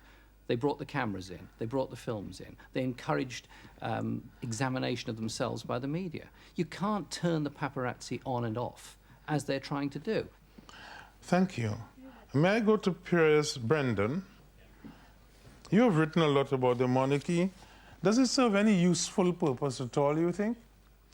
No, I think it's a blight on the body politic for various reasons. One is that it's secretive. Everybody these days pays lip service to transparency. That's the new buzzword that everybody's talking about. And it's interesting that Sir Peregrine, who's a journalist, is busy wanting, as far as I can see, to go back to the period in 1936 when the press entered into a conspiracy of silence about the monarchy, and nobody knew exactly what was going on between Edward VIII and Mrs. Simpson, and then it all came like a bolt from the blue.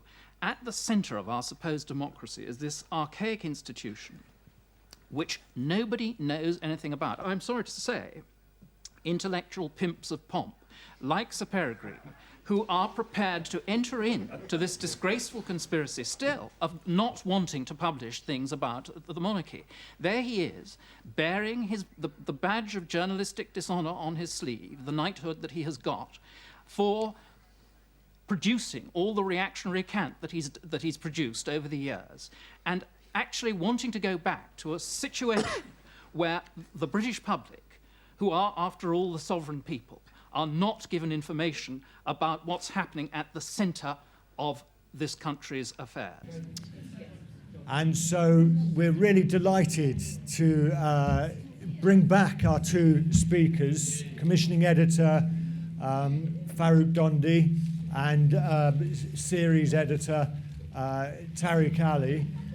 But we're really privileged as well to welcome Darcus Howe's daughter, Tamara Howe, who's now an executive with the BBC and has many, many years of experience. But back in the day on Bandung File, she was a trainee assistant, and she's going to give us some insight as well. So we have three collaborators on Bandung, but we're also thrilled to welcome Dotun Adebayo, who, apart from being a publisher and broadcaster, is our chair for the afternoon. And he's also featured in our final section of today when we look at Devil's Advocate. So first of all, please put your hands together and say a very warm welcome to Dotun Adebayo. Thank you. Darcus was like a mentor, and I was thinking about it the other day, very much a spiritual mentor for many young men of my generation, men and women, I must confess. As a journalist, oh my goodness, this Bandung File really opened up a world of how we could represent ourselves, I suppose, globally, is the sense that I've got of it. And I'm really looking forward to talking to Tamara, to Tariq, and to Farrukh about it, because I think there's so much that still resonates for me here. But the question is, does it resonate for the now generation? We'll hear from our three esteemed guests. So welcome onto the stage, Tariq, Farrukh, and Tamara as well. Tamara, first of all, when you look back at those clips, what's going on in your mind? What are you thinking of? What are you remembering? Well, when I was looking back at Tariq and I was thinking, Jesus Christ, I'm probably older than he was then, now. So that was one initial scary thought. Just how young I was and how privileged I was to be exposed to that world at that time. And that, I don't think any young people of my age, I was 19, right? Any young 19-year-olds have got that opportunity today. There's nothing like Bandung File around. I don't think there was anything before or since. And so I feel privileged and, you know, still inspired by it all, but I also feel quite sad that, you know, almost 40 years on, we haven't had anything to replace it. I'm not going to mention what David said, that you're actually an executive at the BBC. I'm not anymore, am I? Because you can't do anything about it now. Yeah, indeed. However, when I look at that and I think about how inspiring it was for me, for you to have been there, also with your dad, presenting it in this sort of unsentimental way. Is that a way of describing it? Can we describe the way that you were interviewing and broadcasting at the time, Tariq? Was that unsentimental? Is that a good way of describing it? I looked at it as very, you know, very much factual but unsentimental about the fact we are black, we are coloured, or whatever it might be. You know? Yeah. No, it was a good time, and I also putting it in the context of when I like I said, I was 19, and I'd not long come out of the British school system as described in one of the films there. I'd spent about 6 months working in my first job at a pretty stifling company called the Savoy Hotel, where I used to have to go into work through the servants' entrance and literally clock in and out with a card at the end of each day. So when I went to Bandung, it was like, this is what you call freedom, you know? I had freedom to sort of, I don't know, have my own opinions, express them, express my ideas. Mind you, that's probably more to do with the genes I have in my veins. But yeah, that sense of just being able to be in a way that I hadn't done before then, it was brilliant. Tamara mentioned the programme, which effectively, you could argue, was how Britain underdevelops young black children in its educational system. You know, you could take it from the Bernard Cord perspective, that programme. Perhaps the programme that had the most profound impact, would you say, on society, Farrukh? There were several programs that had an impact, but obviously programs follow what the community. And apart from Bernard Cord, there were really those people in the black community, the parents and some teachers, as you saw, right, who actually set the pace. And Bandung File, of course, reported on it and made it a national issue, because those things are going on in North London, right? The protests are going on in North London. Bernard Cord was writing for a certain audience who took it in. And then Bandung File, I think, publicized it to the rest of the community, to the rest of the world. And I think things have actually changed. What was the impact of that at the time, Tariq? If you remember the impact of particularly a programme that questions the British educational system, which, let's not forget, and I think it references this, is the reason why our parents brought us here, to give us better opportunities. Then it says, no, the educational system that we have is the one that's undermining these people of post-war immigration. Yeah, it was one film amongst many we did on similar themes, actually. And it had an impact, as Farrukh pointed out, national impact, because most people knew this in the black communities, but no one had actually spelt it out, what was going on, why was it going on. So to see something like that, it's something that people could identify with, and that's an important aspect of Bandung File, was that we didn't attack white people per se. It wasn't a black nationalist show. That was very obvious. Neither Darcus nor I were into all that in that particular way, nor was our commissioning editor.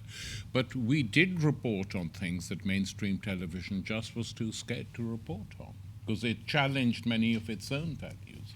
So that was one of them. And we did this, you know, not simply on the question of race, but also of gender. We had more women researchers working for us. I think 90% of our researchers were mainly women, Asian and black and white. Was that intentional then? Was that intentional? Or was that was intentional, right. Yeah. Very much so.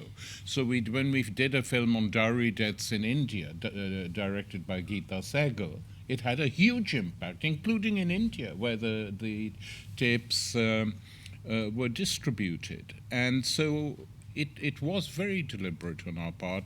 It was not simply, it was giving voice to women and black people and other minorities, voices which were not seen on television before. That was our aim. Well, which of the programs did you work on, Tamara? Well, I used to go. I worked on quite a lot of them. One that springs to mind was one on Peter Tosh. That I don't know if everybody remembers. I remember the program very well. Yeah, and it wasn't planned. I was flying out to Jamaica at the time to do something on Jean Binta Breeze. And I arrived at the airport the other end in Kingston, and Dad met me at the airport and told me, listen, plans all changed. Peter Tosh was shot overnight. And literally, I don't know, a few hours of hustling around, we were like in Peter Tosh's home, bullet-ridden, still bloodstains on the floor, sitting and talking to his widow and the witnesses. And, you know, it's hard to think of a company that could be that well-funded or that editorially free to do something like that in such a short space of time. And that was one of the brilliant things about Bandung, the fact that we were able to turn around and be really relevant and timely, because we had a budget like, I mean, I can't believe that we actually had a budget to go. Farrukh gave us enough money to go filming overseas and at the drop of a hat.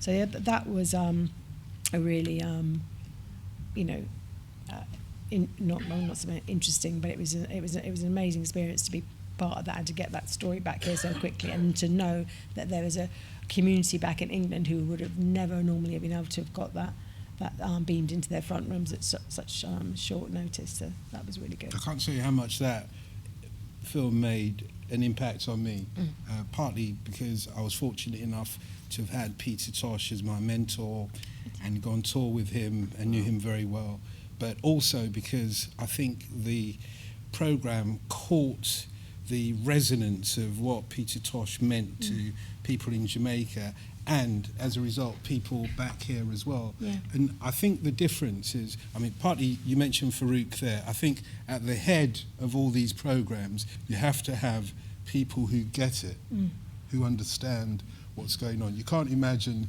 something like Newsnight putting on a piece without somebody really understanding every aspect of the piece and how powerful it is.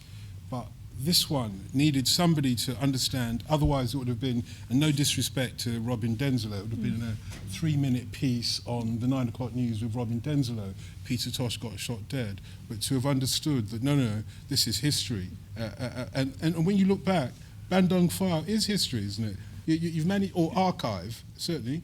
Historical archive? I think history is better. It is history. Is that, was that... Well, I've said this so often that all the movements that we were involved in, you know, in the politics, in this, it was just what we were doing that day, what we were doing in that era. It was what we were impelled to do. We didn't think of it as history. History comes when Steve McQueen makes films out of it, you know. And well, actually, isn't it the other way around? Isn't it the other way around? We never thought we were making history, for God's sake. I'm sure Tariq Ali did, because you know, he was leading movements in Paris and Grosvenor Square and God knows where. But I didn't think of myself as at all a historical person. Not that I've become one, but even so. Tariq Ali? Well, you know, I didn't think I was making history as an individual. I thought our movements were making history in opposing the Vietnam War. The American anti-war movement in particular had a huge impact on bringing that war to an end. So in that broad sense, our generation, or the sections of our generation who were involved in politics and anti-war movements and anti-racist movements, did participate in the making of history, though Farrukh is right. We never saw it as such at the time. It's like these films, you know, which have now become popular, and rightly so, on the Mangrove trial, etc., being shown on the BBC.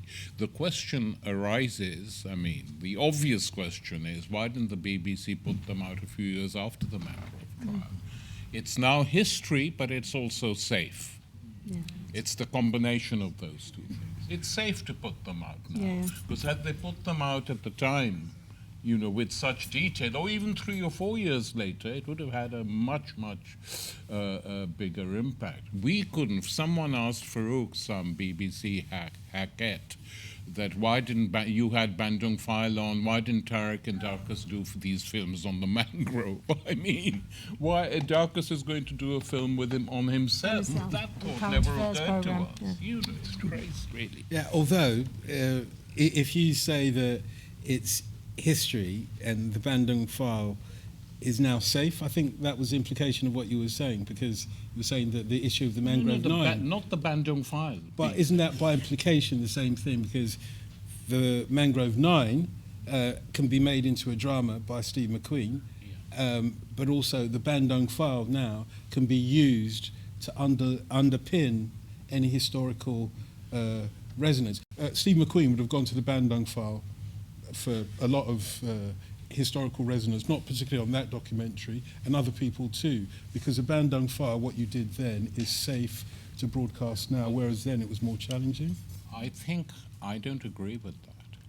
I think there's very little reference to the Bandung File in the contemporary depiction of black or Asian culture.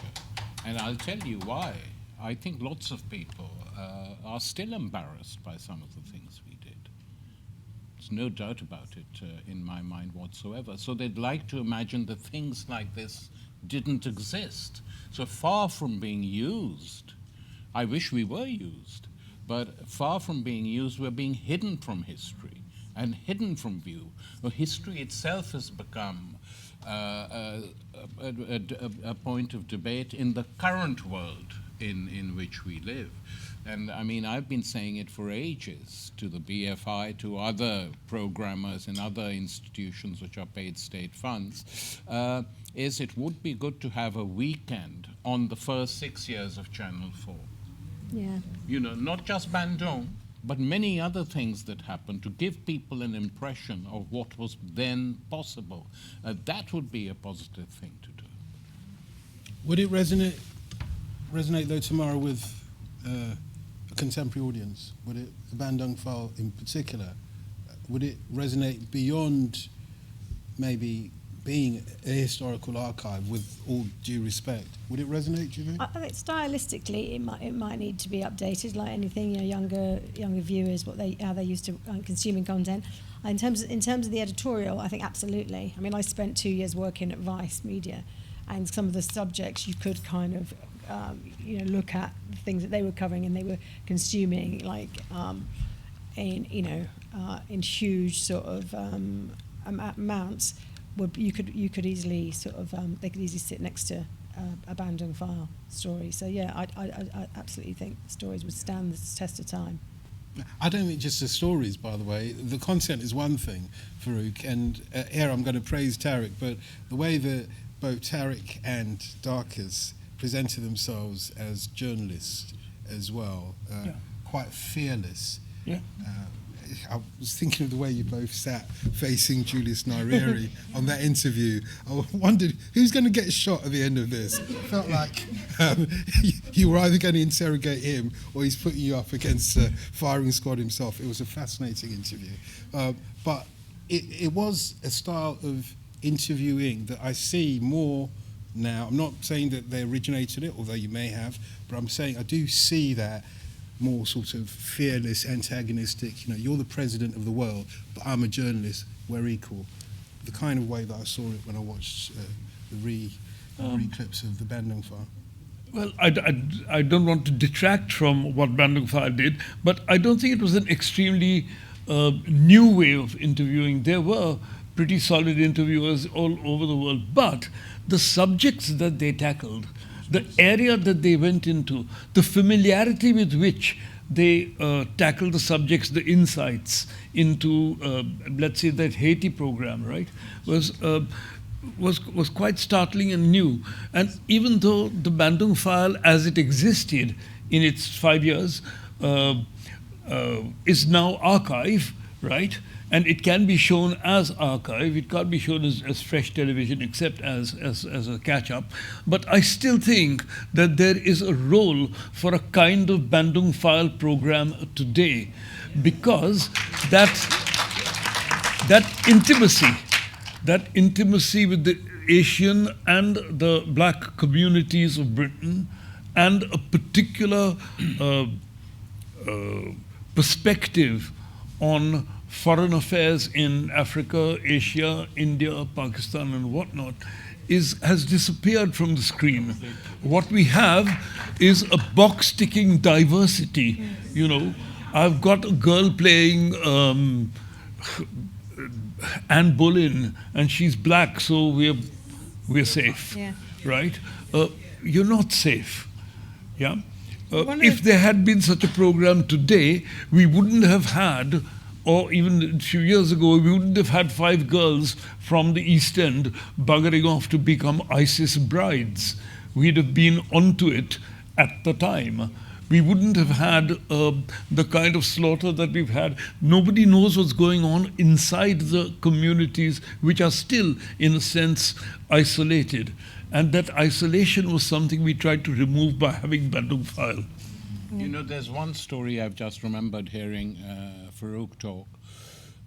Is one day I was sitting in the office and a young woman, mixed race woman, walked in. And she said, I'm about to go to university and there's one thing I want to get off my chest. And someone told me that Bandung File is the only program in the country which will do it. So I said, what is it? And she sat down in front of me and told me this horrific story of how she had been harassed and raped by her father since she was 12. Now, I mean, I was completely shaken at the end of the story. A, the confidence with which she told it, and secondly, how could we screen this if it was true? I was convinced by her it was true. Why should she do it? And the guy, her father, who was an ultra-religious Bengali mullah preacher, was in prison because the mum, her mum, white mum, had actually complained and he had confessed. So he was locked up in prison. And she said to me, I don't want to show this because of me. I want it so that other women in my position in all communities have this experience at some stage or the other, and I want them to speak up. So we filmed her. We covered her face completely. We masked her, and she told her story. Straight talking head. Channel 4 were very supportive and had put up helplines at the end of the show, and they said they had put up 2 helplines. They had to open 2 more because they were flooded by young women ringing up and saying, this happened to me, this happened to me. Now, so for us the question was that a terrible atrocity had been committed by a Bengali guy. And the fact that he was Bengali, should that stop us? And our philosophy at Bandung was no. It's like Darcus attacking the Duvaliers, you know. They were black leaders, so to speak. So we followed that through, and that is what really helped to educate people. We got lots and lots of letters and cards from people saying it's very courageous to show that young woman's documentary. It wasn't so much courageous, it was a decision we had to take, and we decided we had to do it. And as a result, lots of young people used to come with us with different stories. And we didn't do all of them, because some of them weren't worth doing. But that then did set up a thing. And the question, would young people today relate to that Bandung? Not the way, Tamara's right, not the way it was filmed and shot, because those aesthetic values have changed. But I think they would be very grateful for the information. Yeah. And if you look at one of the positive sides, many positive sides of the internet, and how cheap it is now to use equipment, to make documentaries, young people often make very thoughtful documentaries, which are never shown on television, but are shown on festivals, etc. Had we a program, we would show quite a lot of these documentaries. Tamara, you were going to say as well. I was connecting back to it's off the subject that Tariq's just been talking about, which is when Farrukh was talking about. I mean, when you were talking about Tariq and Farrukh and their sort of presence and their way of interviewing, and I think you can't disconnect the culture at Bandung with what you ended up seeing on screen. Tariq talked about it earlier about the kind of ethos that we wanted people to come. I mean, I wouldn't have got in there if he didn't have that bit of a role, but they wanted people to come from different communities, different backgrounds, and not necessarily for the mainstream TV. And I think that made a huge difference in terms of the types of stories that we told, the access we got into different communities that if we were doing the usual traditional sort of BBC route to making programming would never have happened. And I had several experiences. Dad was like the don of that, you know, being able to go in on the ground and really connect on a level where he amazed me every time. I remember being in Toxteth in Liverpool. It was like post the riots. It was after Heseltine's, you know. Offered lots yeah. of time. And we were up there and we were in Granby Street, which anybody who doesn't know is like the front line in Liverpool 8. And Dad was up one end of the street waxing lyrical with a group of guys, and I was at the other end, and we were sort of getting ready to start filming. And then all of a sudden, out of nowhere, it sort of kicked off. And there was this guy with a bulldog on a chain up in Dad's face, telling us we couldn't roll the cameras. And Dad, like only Dad could do, kind of talked to him on a level and managed in about 5 minutes to turn the situation completely around. And it felt like it was getting really sticky. He turned it around, and literally 5 minutes later, cameras rolling, guy with dog, centre stage, being filmed. I was like, you know? I swerved a bullet there, but time and time again, he took me into those, I mean, Leela knows, it wasn't just for television shoots. He took us into those hairy moments, but it was his capacity to engage on the ground and engage at the highest level, whether it's from Nyerere to the guy with the bulldog, that got us into so many different places, stories, dens, you know. I've seen him do that, by the way, you're right. Sure. It wasn't just for TV. I was going to say very quickly, Tariq, you totally, and I think it goes back to what Farrukh says about the content. When I was talking about the fearlessness of the journalism, you said the question is today whether how young people would respond to it. But actually the question for me is whether veteran journalists are brave enough to do it, because just on the question of taking an issue up within your community, it seems to be, journalists seem to be still in fear of that with regards to, let's say, the Rotherham case of people who the journalists are still describing as Muslims. I would challenge them to look at the way that they're talking about those people committing those offences. And I do not think, I cannot sit here and believe for one moment that either you or Darcus would have referred to those people who were committing the offences as Muslims. But that's where the fearlessness comes in for me. Yeah, you know, you're absolutely right. We wouldn't have. We would have treated them as individuals or groups or gangs, whatever their religious or race backgrounds. We wouldn't have stopped. I give you one example. When we attacked the left-wing GLC, the council that under Ken Livingstone, we found out that the GLC, in its broad multiculturalism, was giving a lot of money to an Indian group called the Vishwa Hindu Parishad, which was, though they didn't know it, it was the cultural arm of the BJP, the party Modi's party currently in power, though he was not in power. Vasudha Joshi, our absolutely ace researcher, found this out and said, Tariq, what are we going to do? It's the GLC. I said, go for them. So we researched the story. Vasudha actually went and did interviews in India with a great Indian historian, Romila Thapur, and the brother of the guy who was a member of the RSS and the VHP, whose brother had assassinated Gandhi. Okay? So the brother, Vasudha, asked, I said, you have to ask, do you have any regrets that your brother killed Gandhi? And he said, no, why? I mean, we did a good thing for India. Why should we have regrets? People here were shocked about that. But we exposed them, who they were, what they did, and they said to Vasudha when she went in, I've just remembered, Vasudha, what a beautiful Brahman name. So she acted up a bit. She said, yes, it's like thankful to my parents for calling me Vasudha. And they just confided in her. We put the program out, but before we put it out, we showed it to Ken Livingstone in his mayor's room. Just across the road. Just across the road from here. Yes. And Ken, being Ken, said, oh, fuck, we've been funding a group of fascists.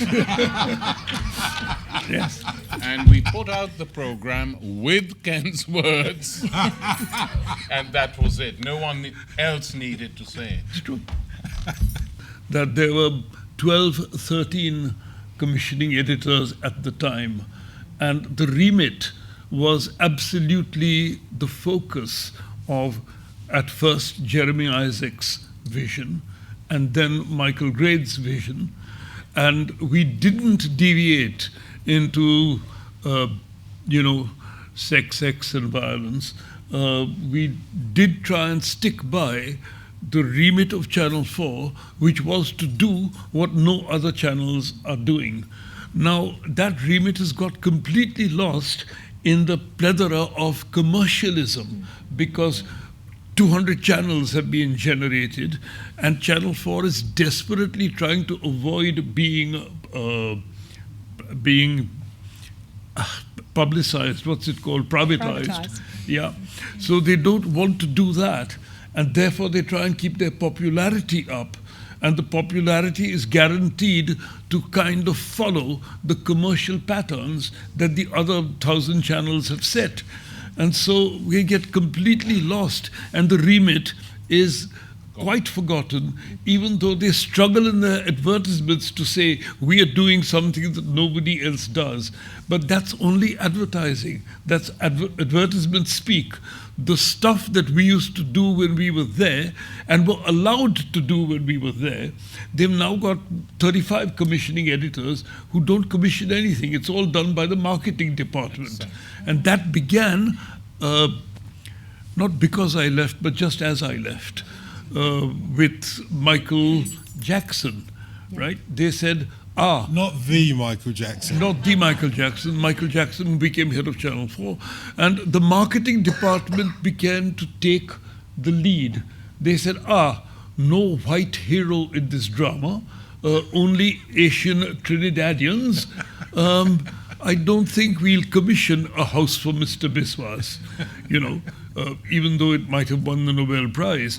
We need a big star, a big white star to run it.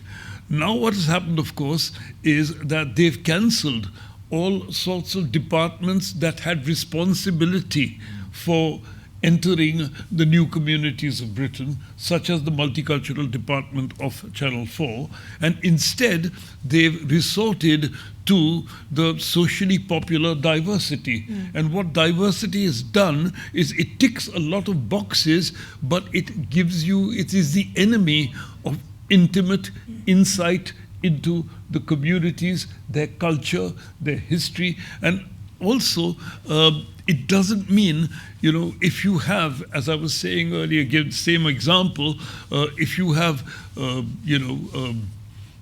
black character playing, not Othello, Macbeth, right? If you have a black character playing, it doesn't actually put black drama on stage. If you have black characters within ordinary drama, it doesn't really change things.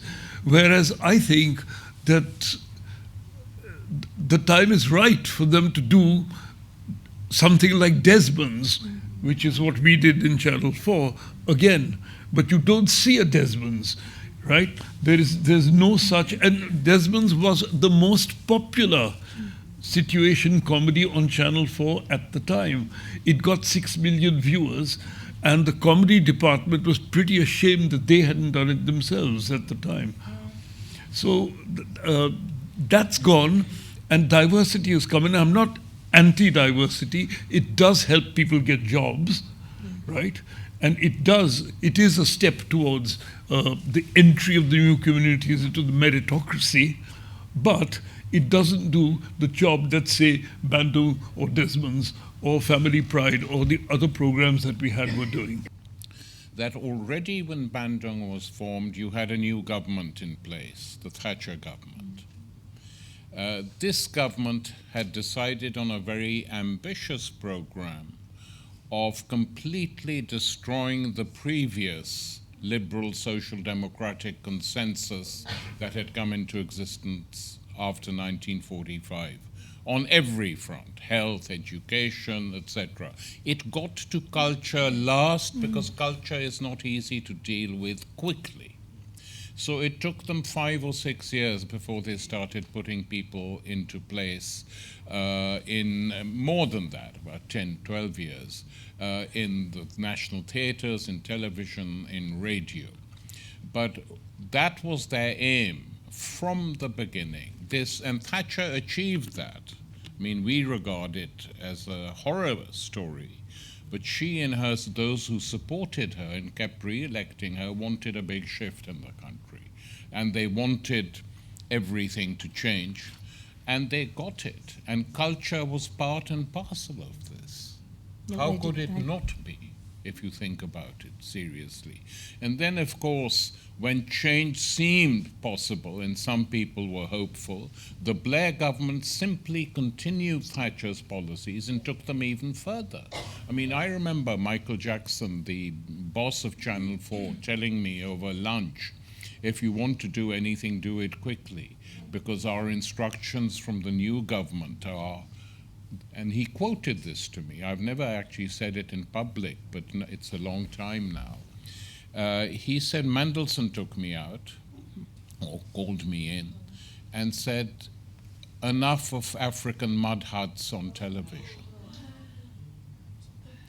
And avoid social issues. After all, we live in a world now where only capitalism exists. There is no other alternative.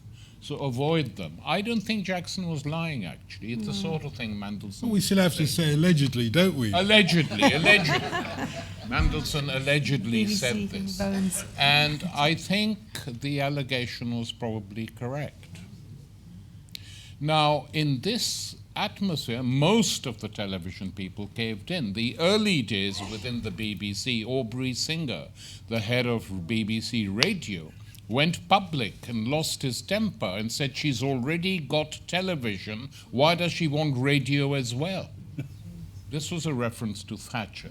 And it carried on, and in Channel 4, as Farrukh has already outlined, the marketing departments more or less took over. They abandoned the remit, etc. But one's got to see it as well. Could that be revived? Not unless there's a huge political cultural shift in this country. That could revive it. It may happen in 20 years' time when at least 2 of us sitting on this panel are dead and gone. But it could happen. So I wouldn't give up or just get pessimistic. But I think the thing is that it has to be fought for, and it's not going to happen unless there's a big political shift. And the way they reacted to someone like Corbyn, fairly standard issue left social democrat becoming leader of the Labour Party, and how they destroyed him, reminded me of the film Channel 4 put out, the drama department, A Very British Coup. Very similar, except that that guy had been elected. And then they moved in. Here they carried out a preemptive strike. So basically, that's the scale of the problem. So I don't think, to answer your question, that mainstream television can be changed by any individuals, either Farrukh or anyone else. That period has gone, and something new will have to happen before something very different, but hopefully positive, will arise again. And this is the case not just in Britain, even European countries which had decent television networks, or Australia and Canada, who used to mimic the BBC, are in virtually the same situation. So it is a global phenomenon, what is going on, control of the culture, which is why more and more young people make documentaries or tweet 10-minute remarks made by someone they agree with, and suddenly 100,000 people have listened to these remarks. And that's the way the resistance works at the moment. It's not such a bad way, by the way, in the absence of anything else. But to accept anything from mainstream television is utopian. Well,